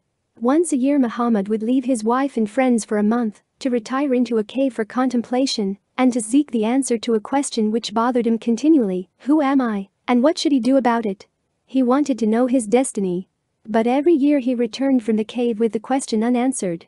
When Muhammad was 40, he made his annual pilgrimage to the cave with his question of personal identity. This time he received an answer. We are not sure what happened, but he claimed the angel Gabriel appeared to him with some good news. When he came out of the cave, he knew that wooden dolls were not gods to be worshipped. However, his revelation was not well received among the people, especially by the owners of those cute little dollies, who said his revelation was pure blasphemy. Muhammad was considered mad, and he was ridiculed, and occasionally someone even tossed rocks at him. It is important to learn the original ideology of Muhammad and the nature of the man when he received his first revelation. From Henry Thomas, we quote, "It was the religion of Islam, the joy of submitting to the will and the wisdom of Allah, since His will is the ocean in which our human desires are but drops of water, and His wisdom is the sun which puts to shame the murky flickerings of our mortal thoughts. Let us glory in the sun's light and warmth and power, to give life and beauty to the earth, but let us not dare to look into its face lest in our folly we go blind. Let us cheerfully, and without question accept our destiny, whatever it may be, for it is a necessary thread in the weaving of Allah's plan. Allah knows best, and he who worships Allah and loves his fellow man lives best." The Parade of the Sword and the Cross, page 61. Muhammad himself was an ardent lover of his fellow men. His habits were simple. He lived on barley bread and water, and, in spite of his wealth, he waited on himself. He refused to physically strike or even to criticize anyone. When he was asked on a certain occasion why he did not curse his enemies, he replied, "I have not been sent to curse, but to be a mercy to mankind." He reproached himself for having been unkind to a beggar who had asked for alms. He preached the gospel of Allah, the compassionate, and as yet, had nothing to say about Allah the revengeful. Religion was to come quietly into the human heart. It was not to be ushered in with a sword. Use no violence in religion, he warned his early followers, a warning, however, that he emphatically retracted later on. After 3 years of preaching his new gospel, Muhammad had acquired only 13 disciples. They were persecuted, ridiculed, and driven out of town. He was told they would kill him, as they did some of his disciples, if he didn't quit spreading discontent among the wooden idol worshippers. In 622 AD Muhammad escaped from the hands of his brothers in Mecca. This became known as Hijra, or the Great Flight. It was also the beginning of the Mohammedism that we know today. About this time his wife died, and most of his family turned against him. He also learned that a hatchet brigade had been formed from among the Bedouins, one out of each tribe, and they had taken an oath as hitmen to get Muhammad. So Muhammad traveled over desert and mountains to escape to Medina, a little city of 15,000 people. Here he found a mixture of many different religions, and he felt safe. But he never forgot the treatment he had received, nor the wanted poster for his death. While he preached love and kindness, he was shunned and lacked followers. But now his attitude changed, and he decided to fight fire with fire. No longer was he a prophet of peace, but spread his message with a sword. Muhammad's first mission for Allah was to raid caravans near Mecca. Several battles followed, which he won. About 900 Jews were caught and robbed. They didn't believe his story about Allah, so he sent them to be with their ancestors. His sword was bathed in heaven. His bloody, holy mission was gaining attention if not converts. Each of his disciples killed in these wars was promised an immediate ticket to heaven, a heaven that was filled with beautiful girls who would embrace them for their great sacrifice on earth. All this was written in the Quran, the new Bible of the Mohammedans. This book was dictated in parts and pieces, and then finally put together without making any sense of continuity. Yet it was considered important enough that Muhammad and his devotees demanded, choose between the Quran and death. It contained only a few of the original ideologies of his early doctrine, the rest is the Bible of blood. Muhammad should not be held responsible for all that the Quran contains, as there is abundant evidence that it has been changed and corrupted in many places since his death. The Hand of Providence, Elder J. H. Ward, 1883, page 23. Arabia, that barren but rich land, is over 10 times the size of the state of Utah, but the thinking of its people today remains much as it was under Muhammad. There is one God, and Muhammad is his prophet. His followers have adopted the code of civil and religious unity under the banner of warriors. Little change has ever been made in that philosophy. Until the latter part of his life, Muhammad's philosophy was to allow every believer equal privileges. He believed in Allah, and most of his revelations began within the name of Allah, the Beneficent, the Merciful. However, Muhammad didn't show much respect for equal rights and mercy during the last 10 years of his life, which were spent in plundering, killing, and living a life of violence. Such was the sunset in the life of Muhammad, who originally preached peace, love, and kindness to his fellow men. He died at the age of 62, having apostatized from the religion of his own making. Martin Luther, the pious monk who rocked Rome. Martin Luther was born in 1483 into a German household of poverty, and it was fortunate that he could sing, or he might have starved. On the way home from school, he would sing from door to door for something to eat. His father was a strict disciplinarian, and so it was in his schooling too. Luther once commented, "I was flogged 15 times in one forenoon over the conjugation of a verb." Great Voices of the Reformation, Fosdick, page 71. Luther was an excellent student and strict in his morals. His display of intellectual excellence brought him to the Erfurt University when he was 18 years old. It was here that he ran onto a Bible for the first time in his life. "Oh, that God would give me such a book," he exclaimed. As he read from those pages, his whole life changed. More than anything else in the world, he wanted to be a scriptorian, but the only way to do that was to become a monk. So he entered the monastery and was assigned to the dirtiest chores of the cloister. He was told that to beg for food, carry out garbage, and suffer was the way to find God. He never found God amidst the garbage, but he never quit trying, nor did he shrink from any sacrifice in his search. At one point, Luther was saved from death by his fellow monks when they found him starving and unconscious. "I was indeed a pious monk and followed the rules of my order more strictly than I can express.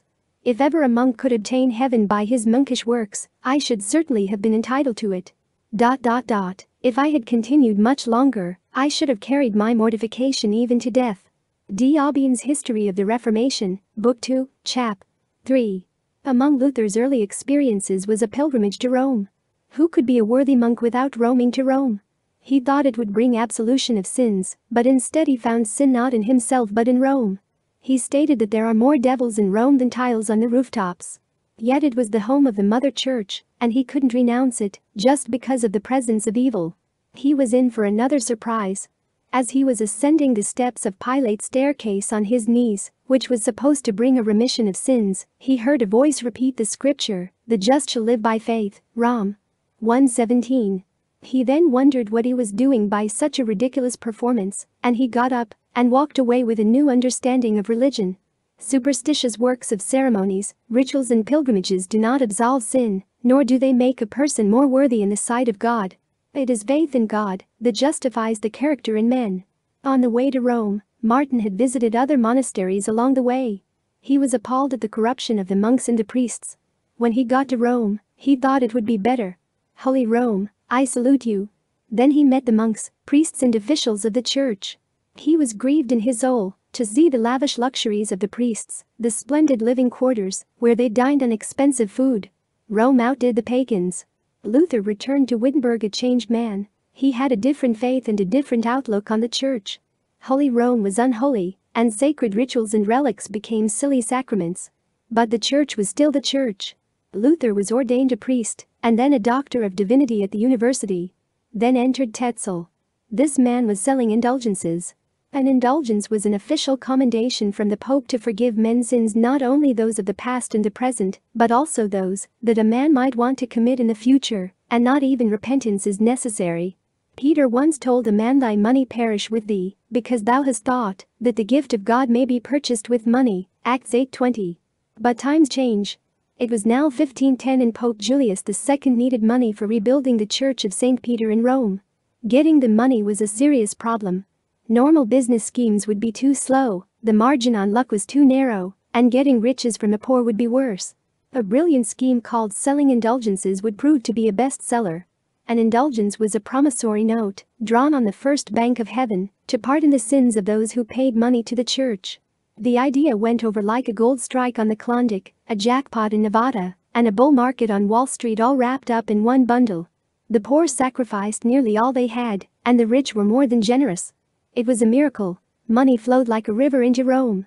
If the early Caesars would have thought of this, they could have avoided all the wars. Luther looked upon all this and wondered if it were the Lord or the devil that was gaining all the souls.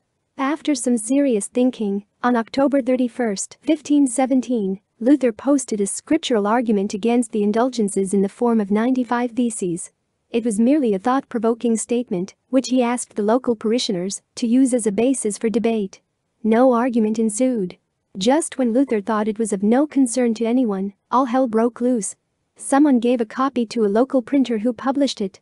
From there it went to Belgium, France, Holland, England and a few other countries, and the storm never ceased from then on. The mercenary ministers of Rome were offended, so Luther was denounced as a heretic. Luther was 34 at the time, and was going to age much faster. He thought that it would be better if the Pope, who is richer today than the richest Crassuses, build the Church of St. Peter out of his own money, instead of out of the poor believers. If Luther ever thought he might get special favors out of Rome, he was going about it the wrong way.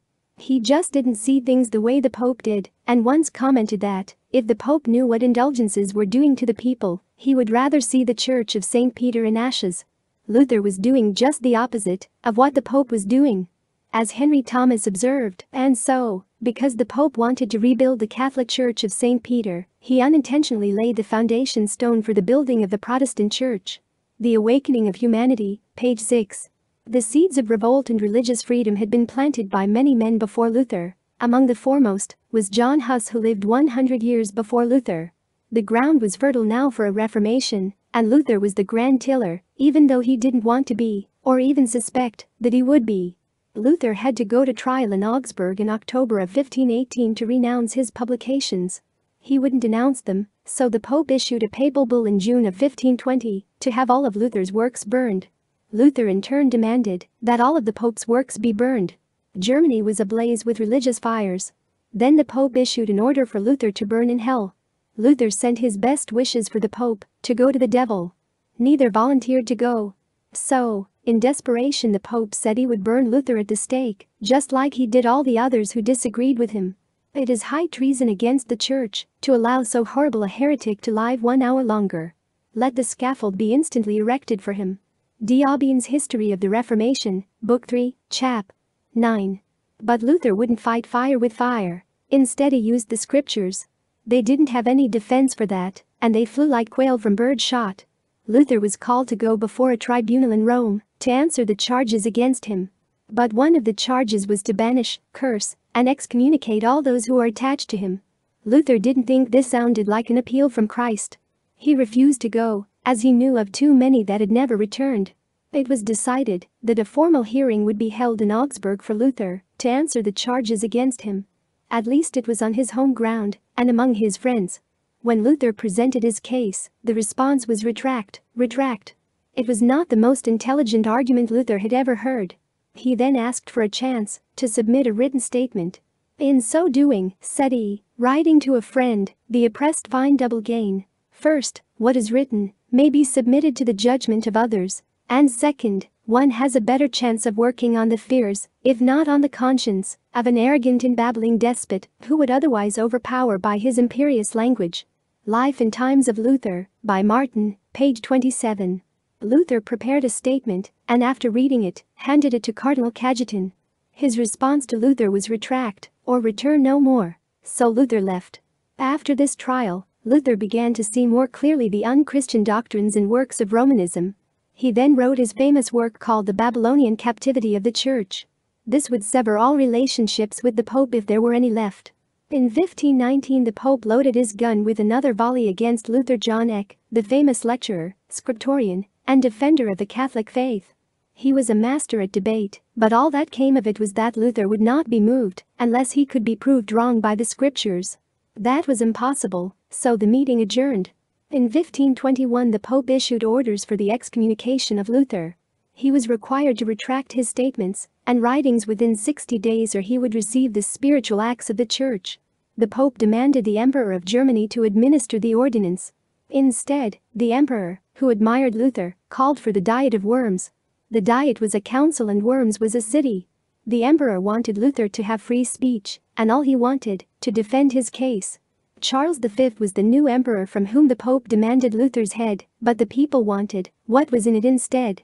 Prince Charles was caught in the middle of the fight, and yet he wanted to settle the issue. Nothing had been proven against him, he told the Pope, so he suggested that Luther have a fair trial, and he himself would see that he had safe conduct to and from the trial. He also asked Luther if he would cooperate. Luther replied, "You may expect everything from me. Except flight and recantation. Fly, I cannot, and still less retract." D'Aubigne's History of the Reformation, Book 7, Chap. L. Luther's enemies insisted that there are enough errors in Luther's works to burn 100,000 heretics, and they wanted him to retract them. Luther replied, "They are busy at Worms about compelling me to retract. And this shall be my retraction. I said formerly that the Pope was Christ's vicar, servant. Now I assert that he is our Lord's adversary and the devil's apostle." Ibid. Book 7, Chap. 6. And things continued to get worse for the Pope. He ordered Luther to be silenced, but Luther was scheduled to go before the greatest body of civil and religious leaders in Europe. The Pope demanded that Luther be cut off from all influence, but this trial was gaining international fame for Luther. The Pope had instituted one of the cleverest money-making schemes ever devised to gain money and power, but now he was losing both. Luther was on his way to Worms for a trial that could cost him his friends, his salvation, and his life. It was no easy task for Luther. On the way to this tribunal, he was met by General Frundsberg, the outstanding soldier of Germany, who patted him on the shoulder and said, "My poor monk. My little monk. Thou art on thy way to make a stand such as I and many of my knights have never done in our toughest battles." Luther probably wondered if that was encouraging or discouraging. I am like Jeremiah, a man of strife and contention, but the more their threats increase, the more my joy is multiplied. They have already destroyed my honor and my reputation. One single thing remains, it is my wretched body. Let them take it. They will thus shorten my life by a few hours. But as for my soul, they cannot take that. He who desires to proclaim the word of Christ to the world must expect death at every moment. Ibid. Book 4, Chap. 4. The argument that followed was mainly retract from the Romanists and prove me wrong from the scriptures from Luther. Both sides displayed stubbornness as one of their principal virtues. Neither would give in. In some quarters Rome had issued statements such as, "He who should kill that rebellious monk would be without sin." Luther said he wondered if the Pope was Antichrist. While they were burning his books, he was burning theirs. The final hour had come when the two forces were to meet. A grand assembly of dignitaries of the Church and State were to meet at Worms, Germany, to conduct the trial. It was one of the most impressive and illustrious groups of men that had ever assembled. The Emperor sat upon the throne, while the Church of Rome presented its august body or prelates in colorful robes, and around them stood dignitaries from every level of civil and religious organizations. Luther was conducted before the Emperor, and an imperial officer arose and pointed to Luther's writings and asked Luther to answer two questions: were they his writings, and would he retract his opinions in them? Luther admitted that they were his writings, but as to the next question, he wanted to postpone answering it. The meeting was postponed for a day, which was to Luther's advantage, so he could prepare a proper answer after thoughtful consideration on all points in question. The next day Luther presented his answer in 3 parts. 1. Some of his works contained admonitions to faith, good works and Christian beliefs. Those he could not retract. Neither should anyone else. 2. Some contained scriptures, and so these he could not condemn or retract, for even Rome confessed and believed them. 3. Some of the rest of his writings were statements against the corruptions of the priests, of Rome and individuals. To sanction such evil would only encourage them to further their wickedness and cruelties. As the trial proceeded, Luther decided to defend himself as Christ did by demanding that, if I have spoken evil, bear witness of the evil. However, his opponents only wanted him to recant, retract, recall the things he said. They wanted a short, simple answer: would he, or would he not revoke his writings? His answer: since your most serene majesty and your high mightinesses require for me a clear, simple, and precise answer, I will give you one, and it is this: I cannot submit my faith either to the Pope or to the councils, because it is clear as the day that they have frequently erred and contradicted each other. Unless therefore I am convinced by the testimony of Scripture, or by the clearest reasoning, unless I am persuaded by means of the passages I have quoted, and unless they thus render my conscience bound by the word of God, I cannot and I will not retract, for it is unsafe for a Christian to speak against his conscience. Here I stand, I can do no other. May God help me. Amen. The Great Controversy, Ellen White, page 160. The whole audience was speechless. Here was Christianity at its finest, and Romanism at its worst. It was evident to everyone that Luther was right. The German princes looked upon this native son with pride, and as if they would protect him as their own sons from the fires of Rome. The Pope would have to look for some other victims. The Roman rascals realized that their nefarious cause was exposed under a clear new light. The council decided to withdraw until they could consult further on the issue. A short time later it was rumored that Luther would be kidnapped and hauled to Rome to face the pontiff, an awful, but common, fate of all who resisted their powerful priesthood. Seldom anyone ever returned. But a strange thing happened. Luther disappeared. Had he been murdered? Was he kidnapped by the Pope's henchmen? Did he commit suicide to avoid the pitfall which seemed inevitable? History now knows that he was kidnapped by his friends. They sent him to the Wartburg castle, where his name was changed, and he was kept under wraps from the rest of the world. But his banishment was not a punishment, it was a blessing. These circumstances proved to be ideal for him to translate the New Testament from Greek to German. It was his desire that everyone in Germany would have the opportunity to read and interpret the scriptures for themselves, rather than depending on the Pope, who didn't seem interested in them anyway. Then, a month after the disappearance of Luther, the French made war on the Germans, and for the next 10 years the Catholics and others had more to think about than getting rid of Martin Luther. In establishing Protestantism, Luther made every man a priest. He designed absolute freedom in matters of worship. He confirmed the absolute authority of the scriptures, rather than the Pope. He concluded that works, long pilgrimages, fondling beads and prayers, bowing to statues, owning artifacts, in his stand on these doctrines, he only meant to correct errors that had crept into the church. He was not trying to start a new church. He was not even trying to start the Reformation. Yet he led one of the greatest movements in religion that ever occurred. Thus, one little monk who dared to think and act for himself in religious matters changed the thinking of the world. Luther died on February 18, 1546, in Eisleben, the very town of his birth. He was then buried in the castle church nearby, where he had posted his 95 Theses on the door so many years before. Luther left his footprints in the sands of time. His life and teachings were to be followed by religionists, historians and biographers for centuries to come. He drew from the scriptures the most positive answers for daily problems. His example and his words became inspiration to every noble soul who has made a quest in the realm of religion. Karl Marx, prophet of the proletariat and father of communism.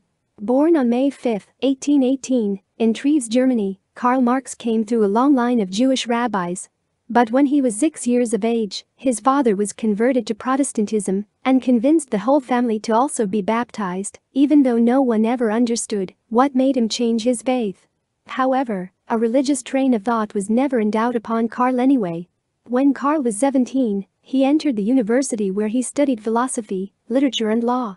He did well with his studies, and in 1841 at age 23 he wrote a thesis on the materialistic philosophy of Democritus and Epicurus. He continued with his studies until he was able to obtain his degree as a doctor of philosophy. Apparently, he did not spend all his time with studies, because while he was in school he found Jenny von Westphalen, with whom he fell in love and soon married. As qualified as Marx was as a teacher, he was more fascinated with the revolutionary movement, in support of which he and others wrote a series of revolutionary articles. They were so radical in content that the government suppressed them. Such a trend of thought was also dangerous, so Karl had to leave Germany and go to Paris. Here he continued a series of anti-religious, anti-capitalistic articles.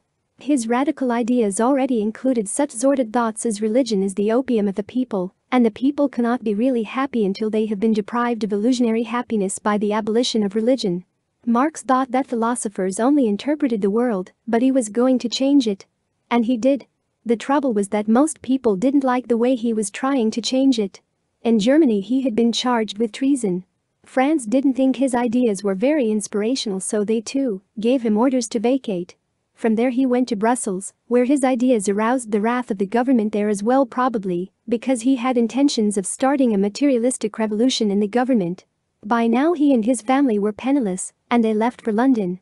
By the age of 31, Karl had gained the title of the prophet of the proletariat, working class. By nature he was endowed with the characteristics that befit a revolutionary. He was proud, contemptuous, harsh in his opinions, and crude and cruel in his manners.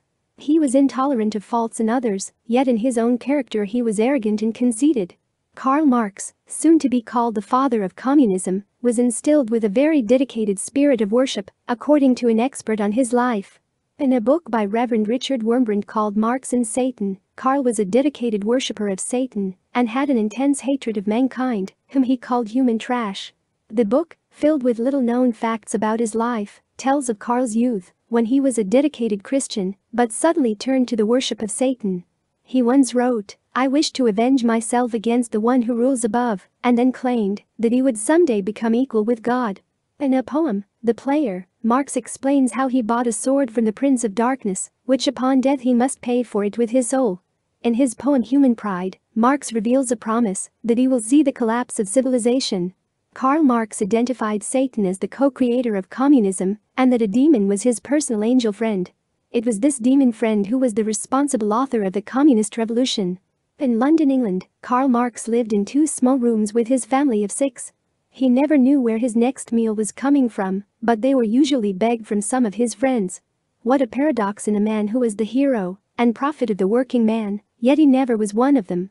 He proclaimed all the virtues of the working class, yet he never could bring himself to join them. His life was a continual story of poverty and hunger.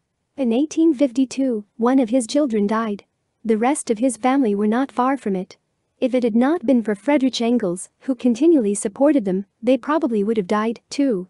Engels was a bookkeeper for his father's factory, and for many years he took over his extra earnings for the Marx family. Continuously Engels poured money into Marx's literary work called Das Kapital. This was Marx's only major work, for he never completed any others. In 1881 he was dying from an attack of pleurisy, headaches, virulent abscesses and carbuncles. Karl Marx died in 1883, but he left a most impressive influence on the world from his dialectical materialism. As a man who worshipped the devil, he put forth a most impressive and diligent effort in promoting Satan's work upon the earth. The world has suffered greatly in trying to get rid of it. Nikolai Lenin, patron saint of the proletariat. Vladimir Ulyanov was born in 1870 in Simbirsk, Russia. Because of his revolutionist and reactionary ideas, he later had to go by the name of Lenin.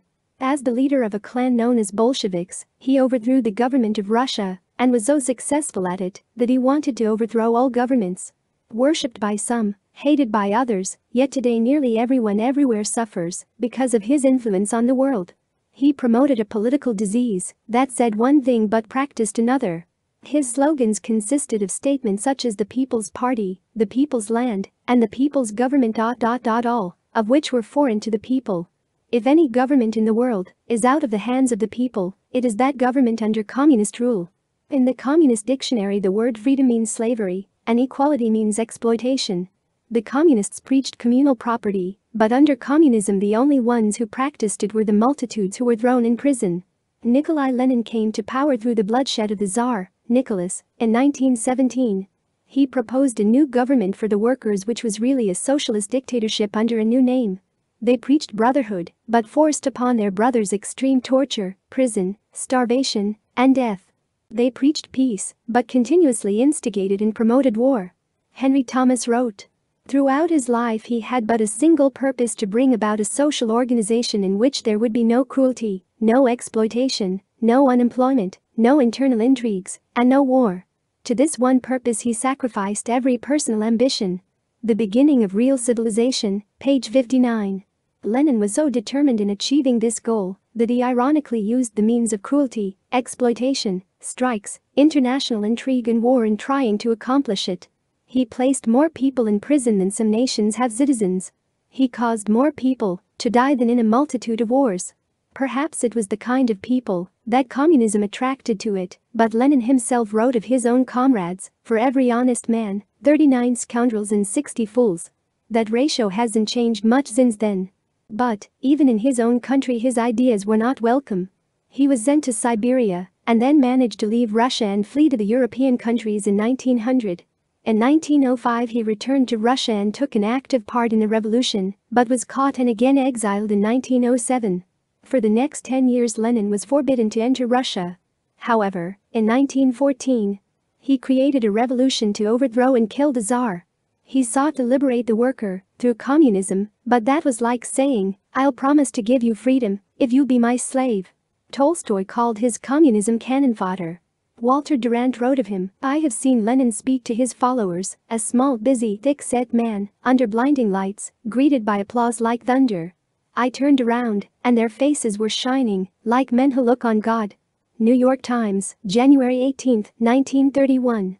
It has also been said that Lenin has become the patron saint of the proletariat. But, few men since the pharaohs have had their bodies pickled for their subjects to view and venerate like they were gods. Nikolai Lenin was an atheist who became a god. Chapter 6. I am a jealous God. The foremost and central subject of any religion is its God. All through history, man has sought for the true God, and the many roads of religion are like freeways, highways, and many bumpy backroads. Robert Ripley, a believe it or not fame, said men's religions are the most fascinating and unbelievable realm in all of his discoveries. Men have made countless pilgrimages, they have tortured their bodies, and more often, tortured others, to appease their gods. They have sacrificed untold wealth, suffered excruciating pain, plundered and killed, and even sacrificed others and themselves, all in the name of God. The course of history has often been changed because of the religious convictions of men. There have been gods of stone, adobe, and wood. Men have worshipped the sun and the moon, and some have thought they themselves were God. Others have at least acted like they were. The true God of heaven understands the perfidy and fallen nature of man, and knew that he would set up all these imitations. So to Moses he said, "Thou shalt not bow down thyself to them, other gods, nor serve them, for I the Lord thy God am a jealous God." X. 25. The Adventists, Presbyterians, Catholics, and Baptists have generally agreed that God is without form and invisible. The Episcopalians, Lutherans, and Methodists say he is without body parts or passions, and that he is incomprehensible. The Unitarians say that he has no materiality, and the Eastern Orthodox Catholics say he is everywhere at the same time. One of my favorites is from the Episcopalians stating that he is transcending the eminent. Here, then, is the God of the confused Christians. He is invisible, without form, has no body or materiality, is without passions, and is supposed to be everywhere at the same time. If he is without any form or materiality, he couldn't be everywhere or anywhere. Since he has no substance, he could not be omnipotent or all-powerful. And if he has no passions, he could never be capable of showing love, kindness, judgment, or grace. Without passions, he could never be a jealous God, and you could never offend him.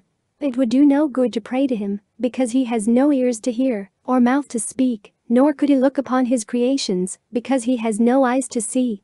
God told Moses that in the latter days, the house Israel would be scattered among the nations, and they would become corrupt, and serve gods which neither see, nor hear, nor eat, nor smell. Deut.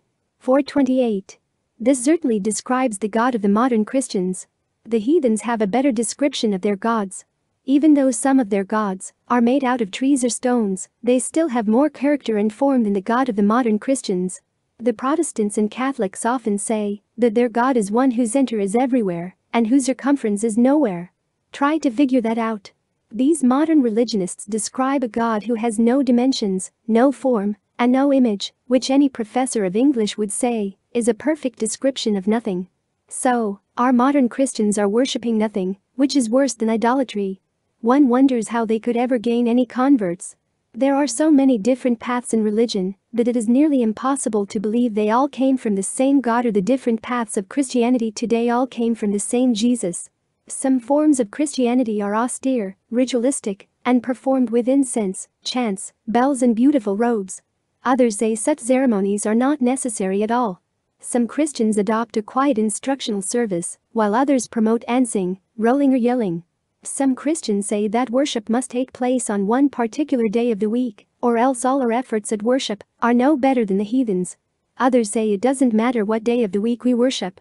To many investigators of Christianity, all this mess has become so confusing and discouraging that even the Christians don't know what is true or false. Trying to understand the modern Christian God is nearly impossible. They say that sometimes it is like the wind felt but never seen. Or they say God is a spirit, which they think means he is an immaterial being.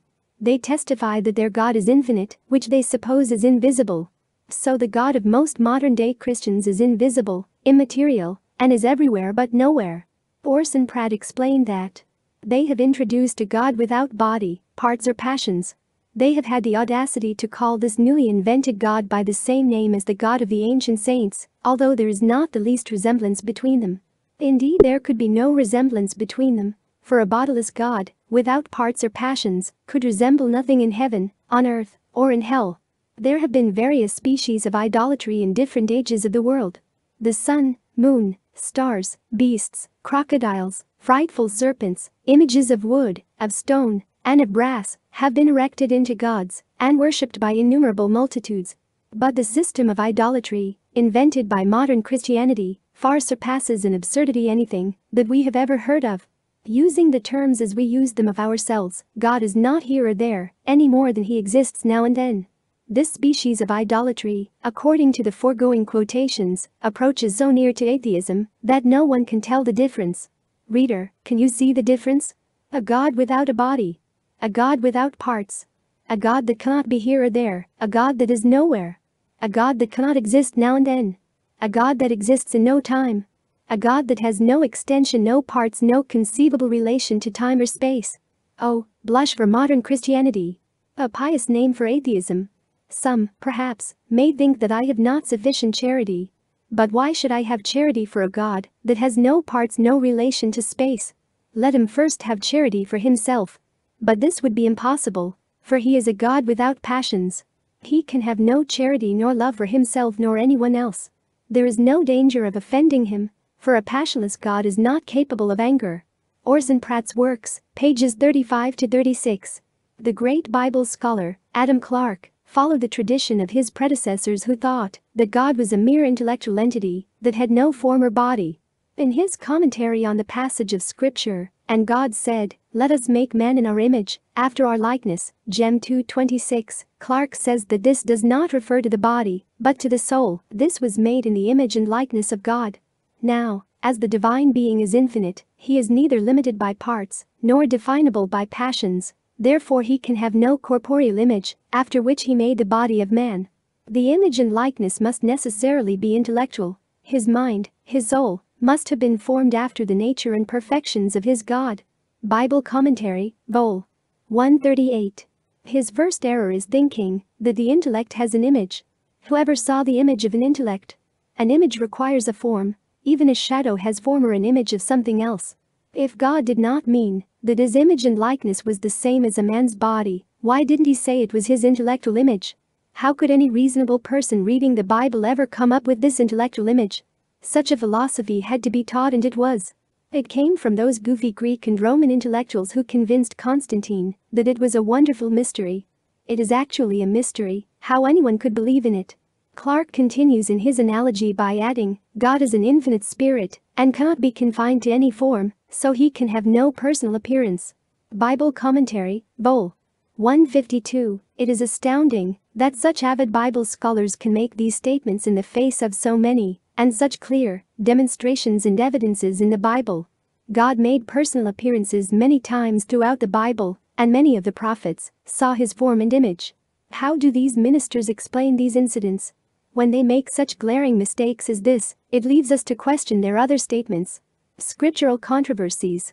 There must be some scriptural reasons why today's Christians have been deceived in their belief. They have accepted some scriptures that seem to indicate that God is invisible, but failed to understand other scriptures saying that he has been seen. This controversy can be easily explained. Today's ministers quote such passages as Moses endured as seeing him that is invisible, Heb. 11:27. No man hath seen God at any time, I John 4:12. And the King of Kings ... whom no man hath seen, nor can see, I Tim. 6:15-16. These scriptures are in a literal sense contradictory to other scriptures. There is evidence that these quotes have been mistranslated or misinterpolated by translators. John and Paul, who wrote these passages, later gave testimony that they themselves had seen the God of heaven. Moses, of course, saw the God of Israel and talked to him face to face. On one particular occasion the Lord spake unto Moses face to face, as a man speaketh unto his friend, Ex. 33:11. Aaron, Nadab, and Abihu with 70 of the elders of Israel saw this invisible God. And they saw the God of Israel, and there was under his feet as it were a paved work of sapphire stone, and as it were the body of heaven in his clearness. And upon the nobles of the children of Israel he laid not his hand, also they saw God, and did eat and drink. Ex. 10-11. This was written and included as scripture so men could not be deceived. One scripture says that God cannot be seen, others say he was seen. Biblical history records that nearly 100 men saw him on one occasion, and he was seen by many other men on many other occasions. God is called invisible in the Bible because he is not seen by men generally, but only under very special conditions. Many ancient prophets saw him, but to others he was invisible. For example, the Apostle John said, It is written in the prophets, and they shall be all taught of God. Every man therefore that hath heard, and hath learned of the Father, cometh unto me. Not that any man hath seen the Father, save he which is of God, he hath seen the Father. John 6:45-46. In this passage John explains the key to when God has been seen, and when he has been invisible, he which is of God may see him. To most men, then, God would be invisible, for such special blessings are not for the crowd. God's invisibility mentioned in Heb. 11:27, 1 John 4:12, and 1 Tim. 6:16, are passages that apply to the wicked, the unbeliever, and those who are not of God. There are many things in this universe that men cannot see, that which is too small, too far away, or covered by other things. Nevertheless, they do exist. There are other passages of scripture which are not clear. For instance, for our God is a consuming fire. Heb. 12:29. Also Deut. 4:24. But another scripture explains this by saying, The glory of the Lord was like devouring fire. Ex. 24:17. Other passages may be just as confusing unless a person knows what is intended. For example, God is light, 1 John 1:5, God is love, 1 John 4:8 and 16, and God is a spirit, John 4:24. These scriptures seem contradictory, but when understood in their proper context, they became very clear. The God of Abraham, Isaac, and Jacob has been seen many times, but the God of today's Christians, never. That which does not exist cannot be seen. The true God of heaven and earth can be and has been seen. Let us make man in our image. In the very first chapter of the first book of the Bible, God gives us a key to his identity, and God said, Let us make man in our image, after our likeness. So God created man in his own image, in the image of God created he him, male and female created he them. Gen. 1:26-27. There certainly is nothing confusing about this passage. It simply states that man was made in the image and likeness of God. What a clear revelation! From this we learn the following: 1. That God has an image. 2. That man has the same image. It is evident that if God has the same image as man, then he can be seen. But the ministers today tell us that God has no form or image. If God created man in his own image and likeness, yet God is supposed to be invisible, without form or body, then something went wrong on the production line. Either God is invisible, and so is man, or else man has a form, an image, and a body, and so does God. It further demonstrates that our modern ministers do not know what they are talking about on this particular subject, or else the scriptures are in error. We also read that the Son was created in the express image and likeness of his Father. Paul the Apostle said, God hath in these last days spoken unto us by his Son, who, being the brightness of his glory, and the express image of his person, and upholding all things by the word of his power, when he hath by himself purged our sins, sat down on the right hand of the Majesty on high. Heb. 1:2-3. Christ has a form and a body. He is in the express image of God. He was seen. He ate, spoke, and walked just as other men. He was referred to as the carpenter's son, and later was crucified, because they thought he was only a man. When Jesus prayed to the Father and asked that we all might be one as they are, was he saying that we should become invisible, without form and have no image, that we should become extinct like the God of modern Christians? If this were to be the case, those people who have a family, a healthy body and the feelings, emotions, and faculties to enjoy the good things of life, must look forward to becoming like the wind, without form and just blowing along everywhere and nowhere. Is that the wonderful message of Christianity? Man has ears to hear beautiful music, eyes to see the glorious creations, and other senses that bring him happiness and joy. Would God be so cruel that he would take these all away and turn him into an entity without any senses, without a form or feelings? This is the God propagated by modern merchants of Christianity, not the true God of ancient Israel, or the God of Jesus Christ. A positive identification. There are many different ways to determine the identity of a person. Police use fingerprints, weight, color of skin, eyes and hair, the formation of teeth, etc. There are other more sophisticated methods of identification, such as voice sound, hair composition, blood samples, and eye configuration. Now then, the Bible has given us many clues to the correct identity of the true God. If the Bible is a sufficient guide in discovering the identity of God, then there is no need to put our trust in the arm of these overpaid pulpit pounders. The true God exists in time and space just as his children do. He has a body with dimensions just like man's, and therefore his image would be the same. He has a body of parts and passions which tend to make him jealous, angry, loving and kind.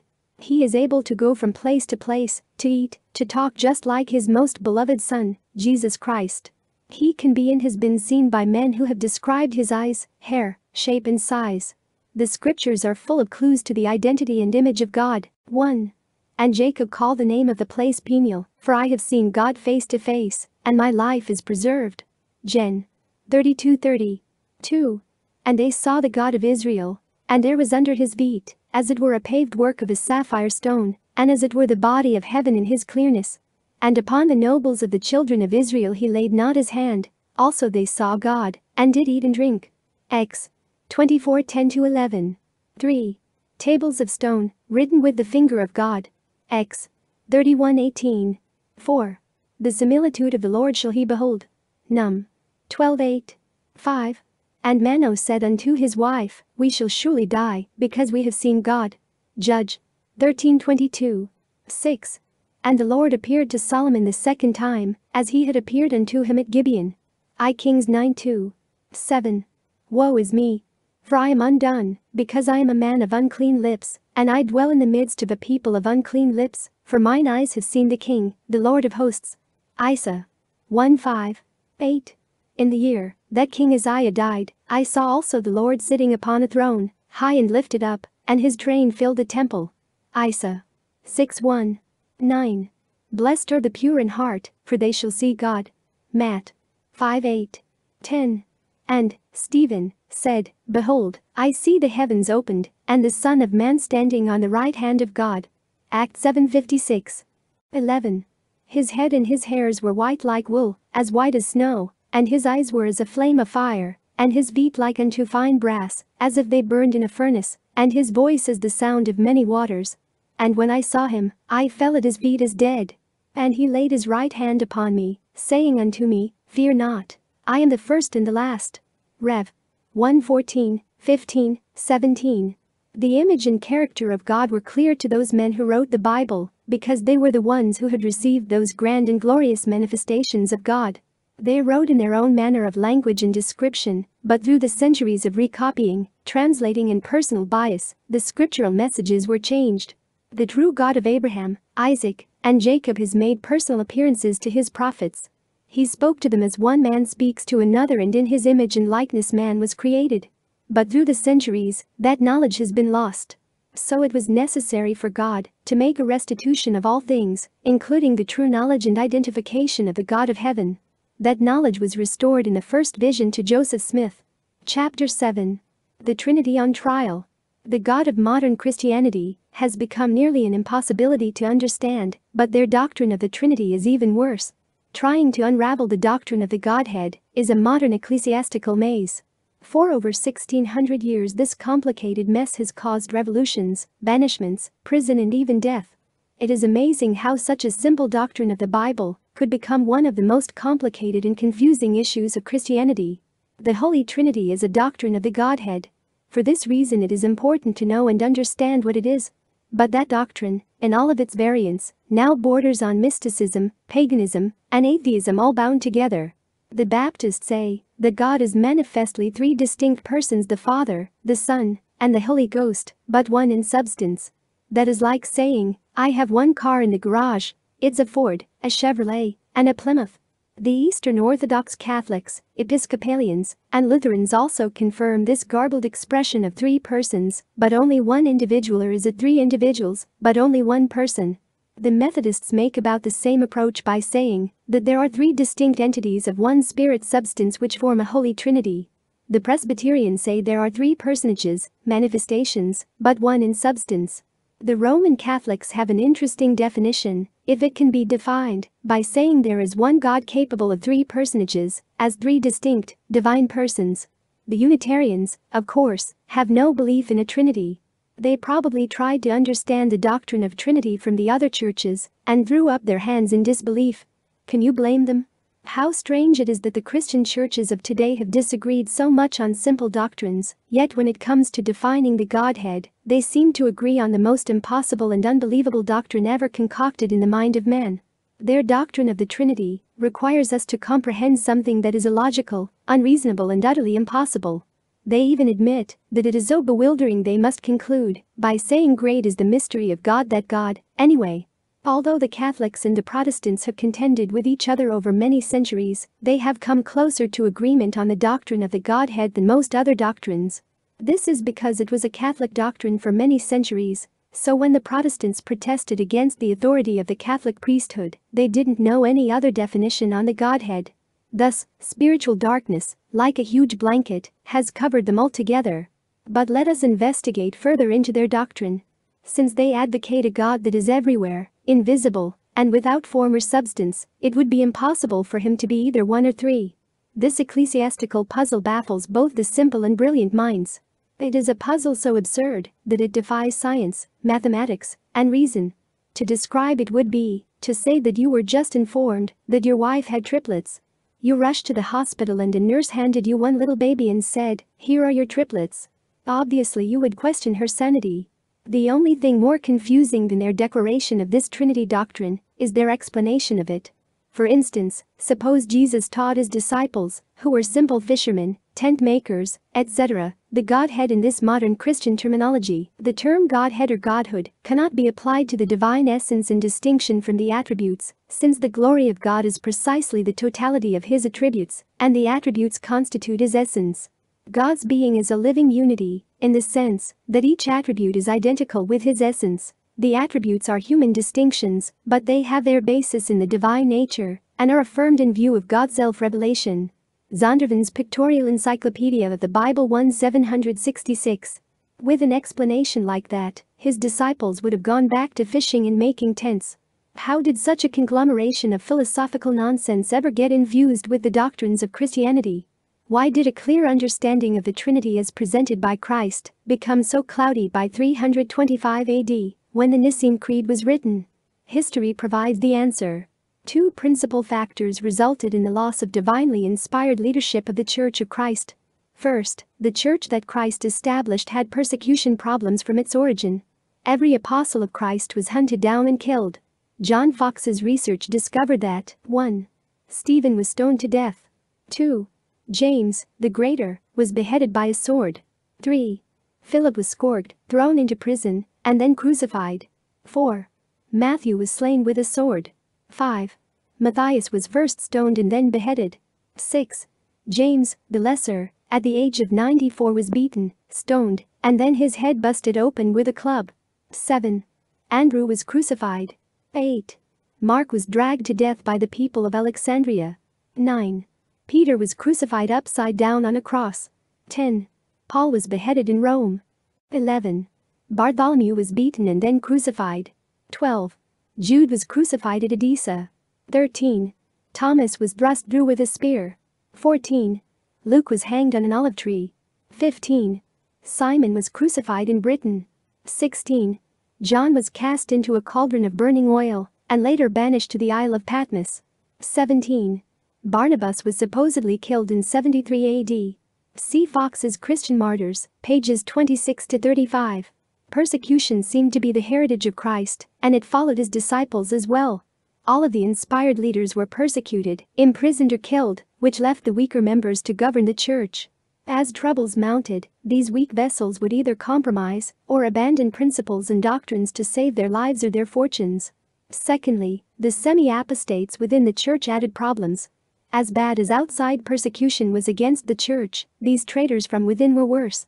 They would infuse the teachings and philosophies of pagans, spiritualists, or mystics as though they were part of Christianity. From the apostle Judas to the sorcerer Simon, the teachings and doctrines of Christianity were nearly abolished. The Bible records a story of a sorcerer named Simon who was so devoid of the true spirit of the gospel that he tried to buy the power and authority of the apostles with money. See Acts 8:9, 13, 18-24. This man was once rebuked by Peter, but apparently he became penitent enough to enter the church. However, being a very influential and powerful man, it was not long until he began to introduce his heresies into the church. His followers also had a profound influence in the church, which continued down to the 4th century. The historian Eusebius wrote of this infection, "These, after the manner of their founder, insinuating themselves into the church, like a pestilential and leprous disease, infected those with the greatest corruption, into whom they were able to infuse their secret, irremediable, and destructive poison." Ecclesiastical History, Book 2 Chap. L. This Simon, known now as Simon Magus, is often referred to by other early Christian historians as the founder and perpetrator of some of the worst heresies ever to infect the church. This blend of Christianity with the paid ministry became known as simony. John the Revelator was aware of many of these pernicious heresies and also mentioned the Nicolaitanes and the followers of the doctrines of Balaam. See Rev. 2:15. Added to these perils against Christianity were the Judaistic converts who tried to harmonize their new faith with some of their old and false traditions. Jesus warned them of putting new wine into old bottles and new cloth to old garments, see Matt. 9:16, 17, but they did it anyway. Another problem for Christianity was the Gnostic philosophers who boasted of being able to lead the mind into a full comprehension of the mysteries of deity.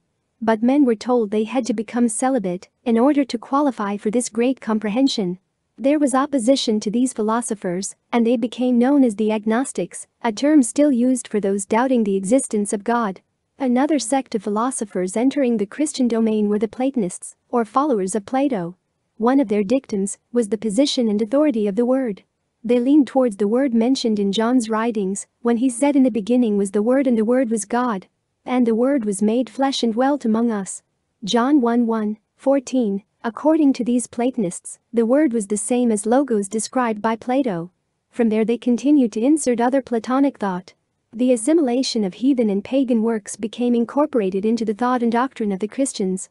Because the infusion was slow and gradual, it was not noticed by most of the members of the church. By the end of the 3rd century, however, Christianity had become a hybrid offspring, blossoming from the unnatural union of pagan philosophy and the doctrines of Christ. Even the God of Abraham, Isaac, and Jacob had been retired and replaced with the God of the pagans. However, this did not end the contention and controversies within the church. A nice mess for nice. In the beginning of the year 300 AD, disputations arose over the doctrine of the Godhead between Alexander, the bishop of Alexandria, and Arius, another officer of the church. Arius reaffirmed the doctrine that the Son had been created by the Father and was an agent through whom the will of the Father was accomplished.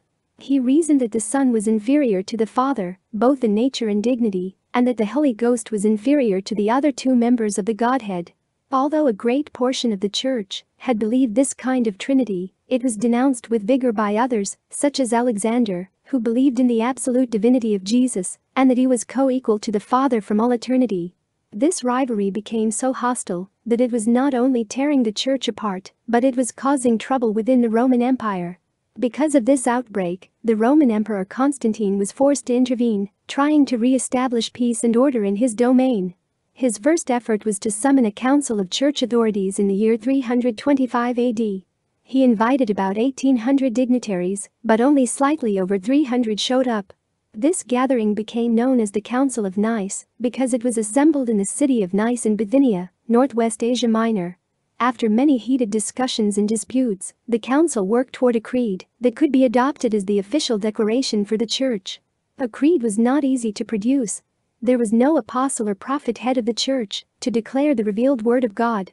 Instead, there were three main factions represented. 1. Athanasians. Athanasius was the spokesman for Bishop Alexander, who were mostly Orthodox Egyptians and Occidentals. 2. Arian moderates, the most popular segment, consisting generally of Orientals supporting the divinity of Christ, whose main spokesman was Eusebius. And 3. Arius's more radical defenders, about 20 in number.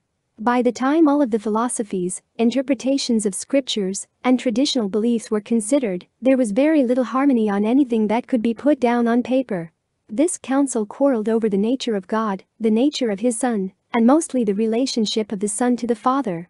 To believe that the Son was separate from the Father would of necessity admit a belief in two divine beings, or two gods, and they didn't want to accept that. Arius was not given a seat in this council, but he was allowed to speak. He defended his position that the scriptures clearly identified the Father and Son as distinct personages, and that the Son was subordinate to the Father. The majority of the council could not adopt that doctrine because they came from different schools of philosophy. Eusebius, the noted historian from Nicomedia, was of the moderate Arian party. He stated that there was one God, Father, all-sovereign, Creator. One Lord Jesus Christ, the firstborn of all creative begottens of God the Father. And in one Holy Ghost. He based his belief on scripture rather than philosophies.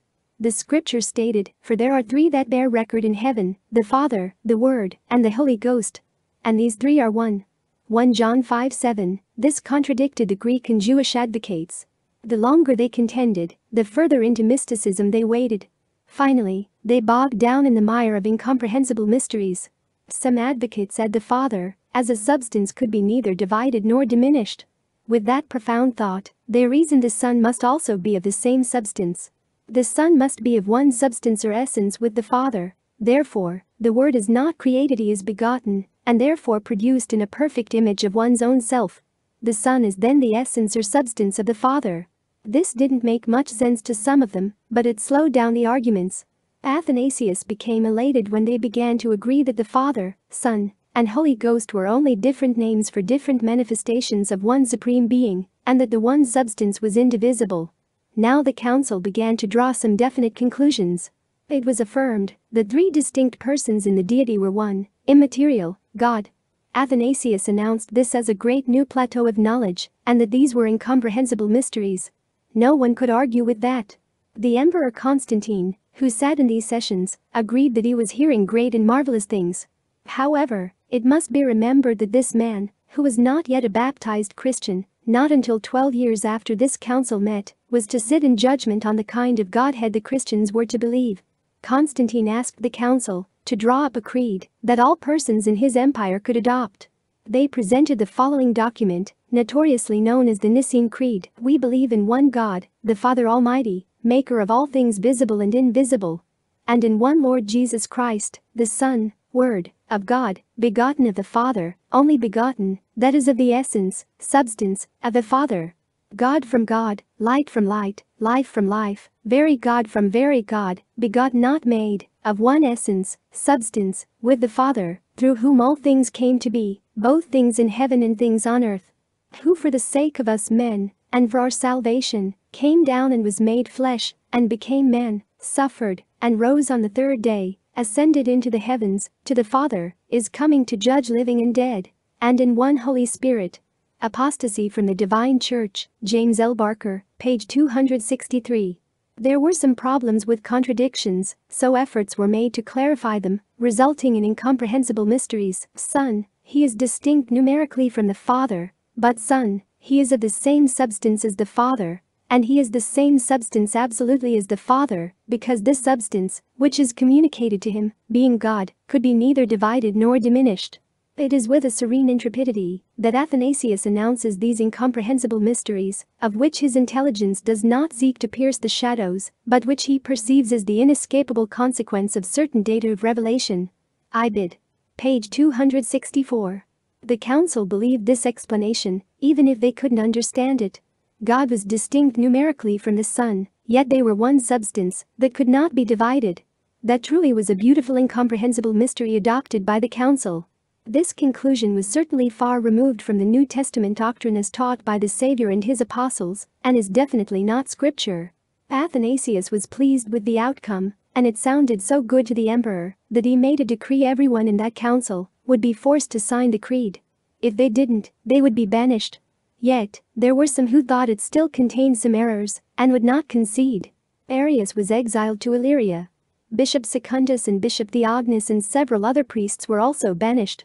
All the writings of Arius and of his friends were burned.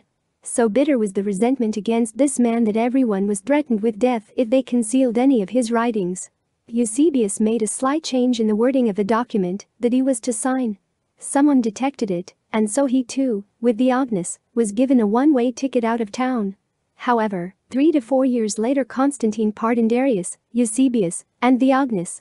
Eusebius returned from exile and had great influence with the emperor until Constantine's death in 337 AD. Thus, the Nicene Creed was for a time the accepted philosophy of all Christian churches, Orthodox Catholic, Roman Catholic, and Protestant. It was hailed as one of the greatest doctrinal announcements since the days of Christ, but, in reality, it was an inconsistent absurdity, unfounded in reason or scripture. It was a tragedy. The only truth connected with this creed was the fact that it was called an incomprehensible mystery.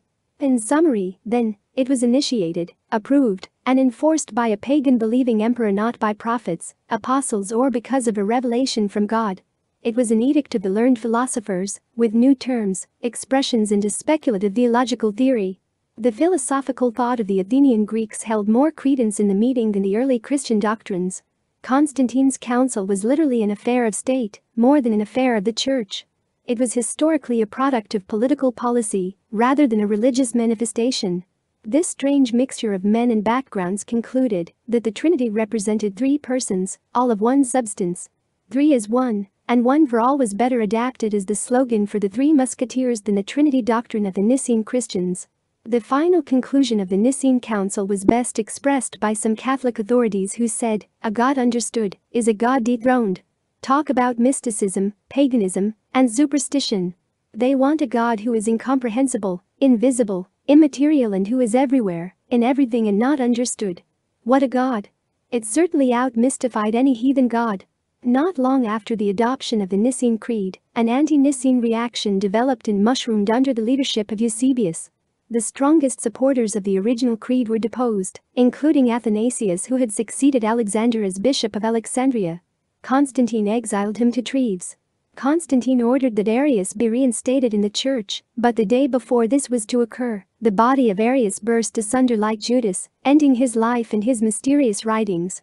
After Constantine's death, his 3 sons became emperors of various sections of the empire, and in the spirit of reconciliation, they recalled Athanasius and his bishops from exile. Rome in the west was predominantly Athanasian, Antioch in the east was largely Arian, and Alexandria at the mouth of the Nile had strong supporters of both factions.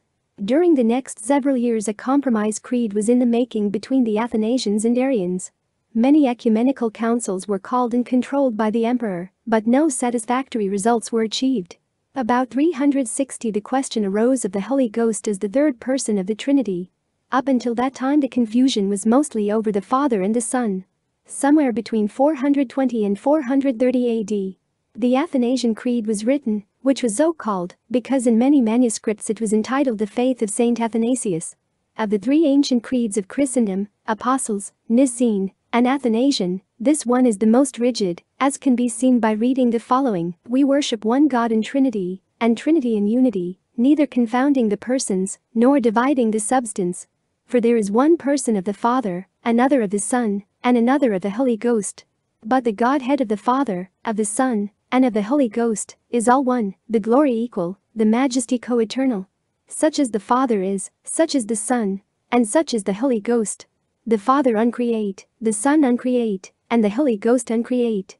The Father incomprehensible, the Son incomprehensible, and the Holy Ghost incomprehensible. The Father eternal, the Son eternal, the Holy Ghost eternal. And yet there are not three eternals, but one eternal. As also there are not three incomprehensibles, nor three uncreated, but one uncreated, and one incomprehensible. So likewise the Father is Almighty, the Son Almighty, and the Holy Ghost Almighty. And yet there are not three Almighties, but one Almighty. So the Father is God, the Son is God, and the Holy Ghost is God, and yet they are not three gods but one God. The Creeds of Christendom, Philip Schaff, Vol. 2, pages 66 to 67.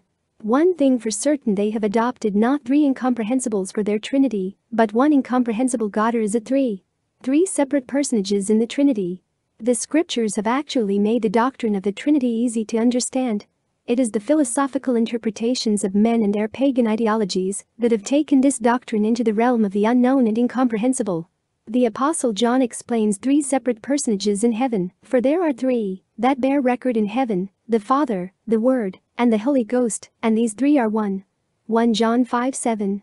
Is there any difficulty in understanding the number of personages that are in heaven bearing witness? But this is certainly not the only scripture that substantiates the concept of a plural Godhead. We are told that Jesus was born a babe in Bethlehem, and that he grew in stature, spirit, and wisdom just as all of God's children do. The Scriptures further state that for as the Father hath life in himself, so hath he given to the Son to have life in himself, and hath given him authority to execute judgment also, because he is the Son of Man. John 5:26 to 27. In short, 1.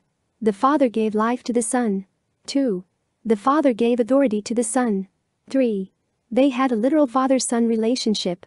Then at the beginning of Christ's ministry, and Jesus, when he was baptized, went up straightway out of the water, and lo, the heavens were opened unto him, and he saw the Spirit of God descending like a dove, and lighting upon him, and lo, a voice from heaven, saying, This is my beloved Son, in whom I am well pleased. Matt. 3:16 to 17. It is evident that there were three personages in three different places at the same time. 1. Jesus was in the river Jordan. 2. The Father spoke from heaven. And 3. The Holy Ghost descended like a dove. The Scriptures also inform us that the Father taught and instructed the Son. For the Father loveth the Son, and showeth him all things that he himself doeth. John 5:20. This implies that God the Father assumed the role of a real father to a real son. He taught him the things he understood. If the Trinity were all one entity or essence, how could it be instructing itself? Jesus once stated that my Father is greater than I. John 14:28. This too is evidence that one is separate from the other because of a greater and lesser relationship. If one thing is greater than another, they both are different, as a quart of milk is greater than a pint, even though they are both milk. There must be two entities. If an apostle is greater than a deacon, there must be two people. It matters not whether it refers to size, official calling, or intelligence. The Father knew things that the Son did not, as shown when Jesus said, But of that day and that hour knoweth no man, no, not the angels which are in heaven, neither the Son, but the Father. Mark 13:32. Jesus also once admitted that the Son can do nothing of himself. John 5:19. Another time Jesus said, Why callest thou me good? There is none good, but one, that is God. Mark 10:18. While in mortality, there was a difference between Jesus and the Father in their goodness. Jesus said, And this is life eternal, that they might know thee, the only true God, and Jesus Christ, whom thou hast sent. John 17:3. Jesus was sent by the Father to complete a mission on earth. If a man sends his son to the store, there are two people involved, one remaining, while the other leaves. The Son is under the direction of the Father. When Jesus was in the Garden of Gethsemane, he prayed to the Father, not to himself, and said, O my Father, if it be possible, let this cup pass from me. Nevertheless not as I will, but as thou wilt. Matt. 26:39. Jesus had his own will. He wanted to live, but first he wanted to do the will of the Father. The Father didn't want him to avoid the crucifixion, so Jesus then changed to the Father's will. Two personages, two minds, and two wills are demonstrated here. That should not be difficult to understand. While on the cross, Jesus experienced some difficulties which were beyond his understanding. Something occurred which he had not expected, and he prayed, my God, why hast thou forsaken me? Matt. 27:46, the personage on the cross was pleading with someone in heaven. Jesus did not understand something and was asking the Father to enlighten his understanding. And after the resurrection of Christ, he appeared to Mary. Being overcome in her grief, she ran to embrace him, but he said to her, "Touch me not, for I am not yet ascended to my Father." John 20:17. Jesus was in a physically different place than the Father because he was going to ascend to where the Father was. He was not going to ascend to himself. Jesus was in one place, the Father was in another. Unity of the Trinity. The initial controversy over such phrases as "He that hath seen me hath seen the Father," John 14:9, has been a stumbling block to scriptorians. Jesus made this reply to the disciples who wanted to see what God the Father looked like. It was obvious that Jesus was saying that God looked like him. After all, Jesus was his son, and a son usually resembles his father. This was also to teach them that the Father had a body, an image and physical appearance similar to that which Jesus had. From another verse Jesus said, "The Father is in me, and I in him," John 10:38. This refers to the moral principles they believed and taught. There was a close union of their spirit, will, and intent. Then to add to the confusion, Jesus made the statement that "I and my Father are one," John 10:30. Jesus was referring to their union in doctrine, principles, commandments, and the laws. They were united in their purposes and their will. They were animated and made powerful by the same Holy Spirit. This statement is further clarified by Christ when he prayed for his disciples, asking that they all may be one. "As thou, Father, art in me, and I in thee, that they also may be one in us, that they may be one, even as we are one." John 17:21-22. This is almost too obvious for anyone not to understand. Jesus wanted all of his disciples to be in perfect unity and harmony, just as he and his Father were. He wanted them to believe, to understand, and to desire the same things. He certainly was not talking about a physical oneness, that they should all be rolled up into one big ball substance, or all occupy the same body. Because of the misunderstanding of these quotations, the Greek and Roman philosophers came up with the essence doctrine, because they simply couldn't understand what these scriptures meant. The answer was simple for men such as John who wrote them, but after a few centuries they became difficult to interpret by the Greeks and Romans. Cicero wisely said, "There is never a proper ending to reasoning which proceeds on a false foundation." Many of our present-day Christian doctrines were founded on the dictates of the Emperor Constantine and his interpretation and definition of God. From that shaky foundation there can never be anything but strange and erroneous scriptural interpretations. Christ was a part of the Godhead, yet he had a body of flesh and bones while in mortality. He often prayed to his Father who was in heaven. The distinction is so obvious that there should be no error in understanding these scriptures. Consider these additional scriptures that further clarify this mystery of their unity and yet separate entities. "For God so loved the world that he gave his only begotten Son, that whosoever believeth in him should not perish, but have everlasting life." John 3:16. "For the Father loveth the Son, and sheweth him all things that himself doeth. John 5:19. "Forasmuch then as we are the offspring of God, we ought not to think that the Godhead is like unto gold, or silver, or stone, graven by art and man's device." Acts 17:29. Which he wrought in Christ, when he raised him from the dead, and set him at his own right hand in the heavenly places. F. 1:20. "There is one God, and one mediator between God and men, the man Christ Jesus." 1 Tim. 2:5. "And Jesus increased in wisdom and stature, and in favor with God and man." Luke 2:52. And further, when the Father spoke of Jesus, he said, "This is my beloved Son, in whom I am well pleased." Matt. 3:17, Mark 1:11, Luke 3:22, 2 Peter 1:17. If we were to believe in the concept that the Father and the Son were the same person, we would necessarily have to believe that the Father was saying, "I am surely pleased with myself." If the following questions can be answered affirmatively, then one has a reasonable understanding of who God and Christ are and how men can become like deity. 1. Is Jesus Christ a perfect manifestation of God the Father? 2. Is Christ in the reality of God's personage? 3. Did Jesus possess a body with a form, an image and likeness to man? 4. Did Christ have a body of flesh and bone? 5. Did Christ have body parts and passions? 6. Did Christ once dwell in the heavens and then come down to earth in mortality? 7. Did not Jesus become increased in wisdom and stature, and in favor with God and man? Luke 2:52. 8. Did Christ not change from heavenly to earthly, from a child to a man, from mortality to immortality, and become a resurrected personage? 9. Did he not pray to his Father in heaven, indicating that he and the Father were separate beings? The whole world is in confusion about who God is, and they have conjured up every conceivable type of a God to worship. Only the prophets are acquainted with the true God of heaven. God is a friend to them, he speaks to them, and he reveals many important things which are hidden from the rest of the world. He explains many things about himself, and about some of the mysteries of heaven. Consider how clear and understandable these things are to the prophet, Brigham Young. When you are prepared to see our Father, you will see a being with whom you have long been acquainted, and he will receive you into his arms, and you will be ready to fall into his embrace and kiss him, as you would your fathers and friends that have been dead for a score of years. You will be so glad and joyful. Would you not rejoice? When you are qualified and purified, so that you can endure the glory of eternity, so that you can see your Father, and your friends who have gone behind the veil, you will fall upon their necks and kiss them, as we do an earthly friend that has been long absent from us, and that we have been anxiously desiring to see. This is the people that are and will be permitted to enjoy the society of those happy and exalted beings. JD 4:54-55. It is sad that so many preachers of religion know so little about God. They conclude their opinions about him with statements like "Great is the mystery of God." Yet when living prophets try to teach them the truth, they persecute and even kill them just as they did anciently. But the honest in heart shall learn about God, how to pray to him, and how to prepare to meet him again. Chapter 8.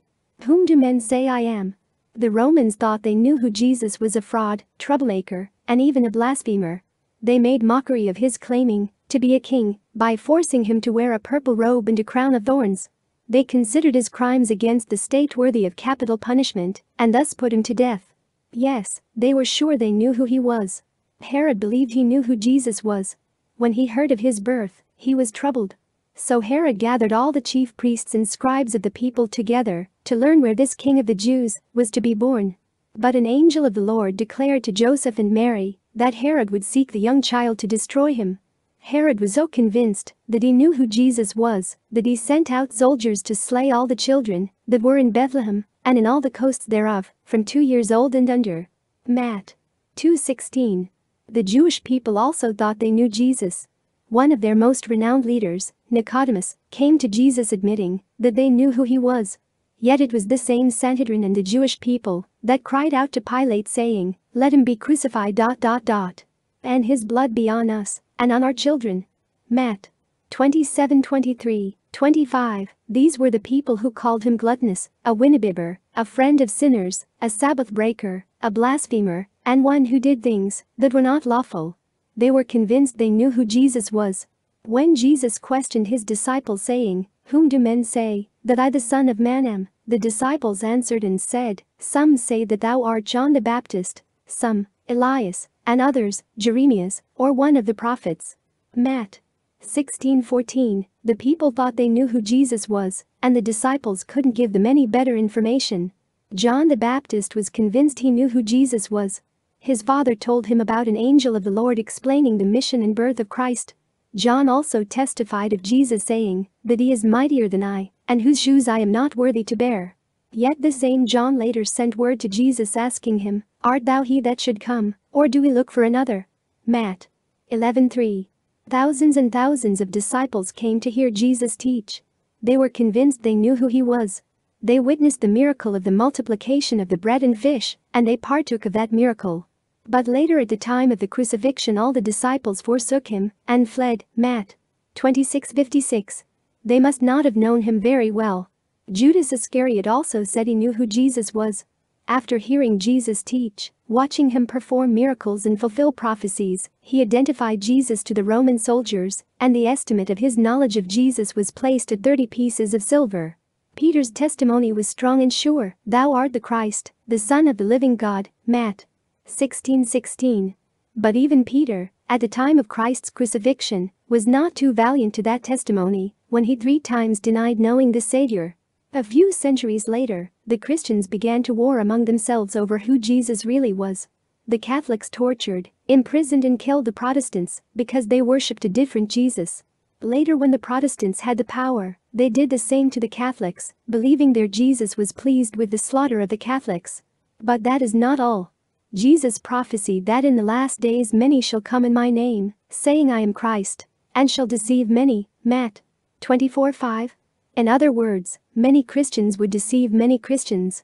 Today millions and millions of Christians pray to and testify of the true Jesus, whom they claim to know. They have built a multitude of churches to him, yet they all differ.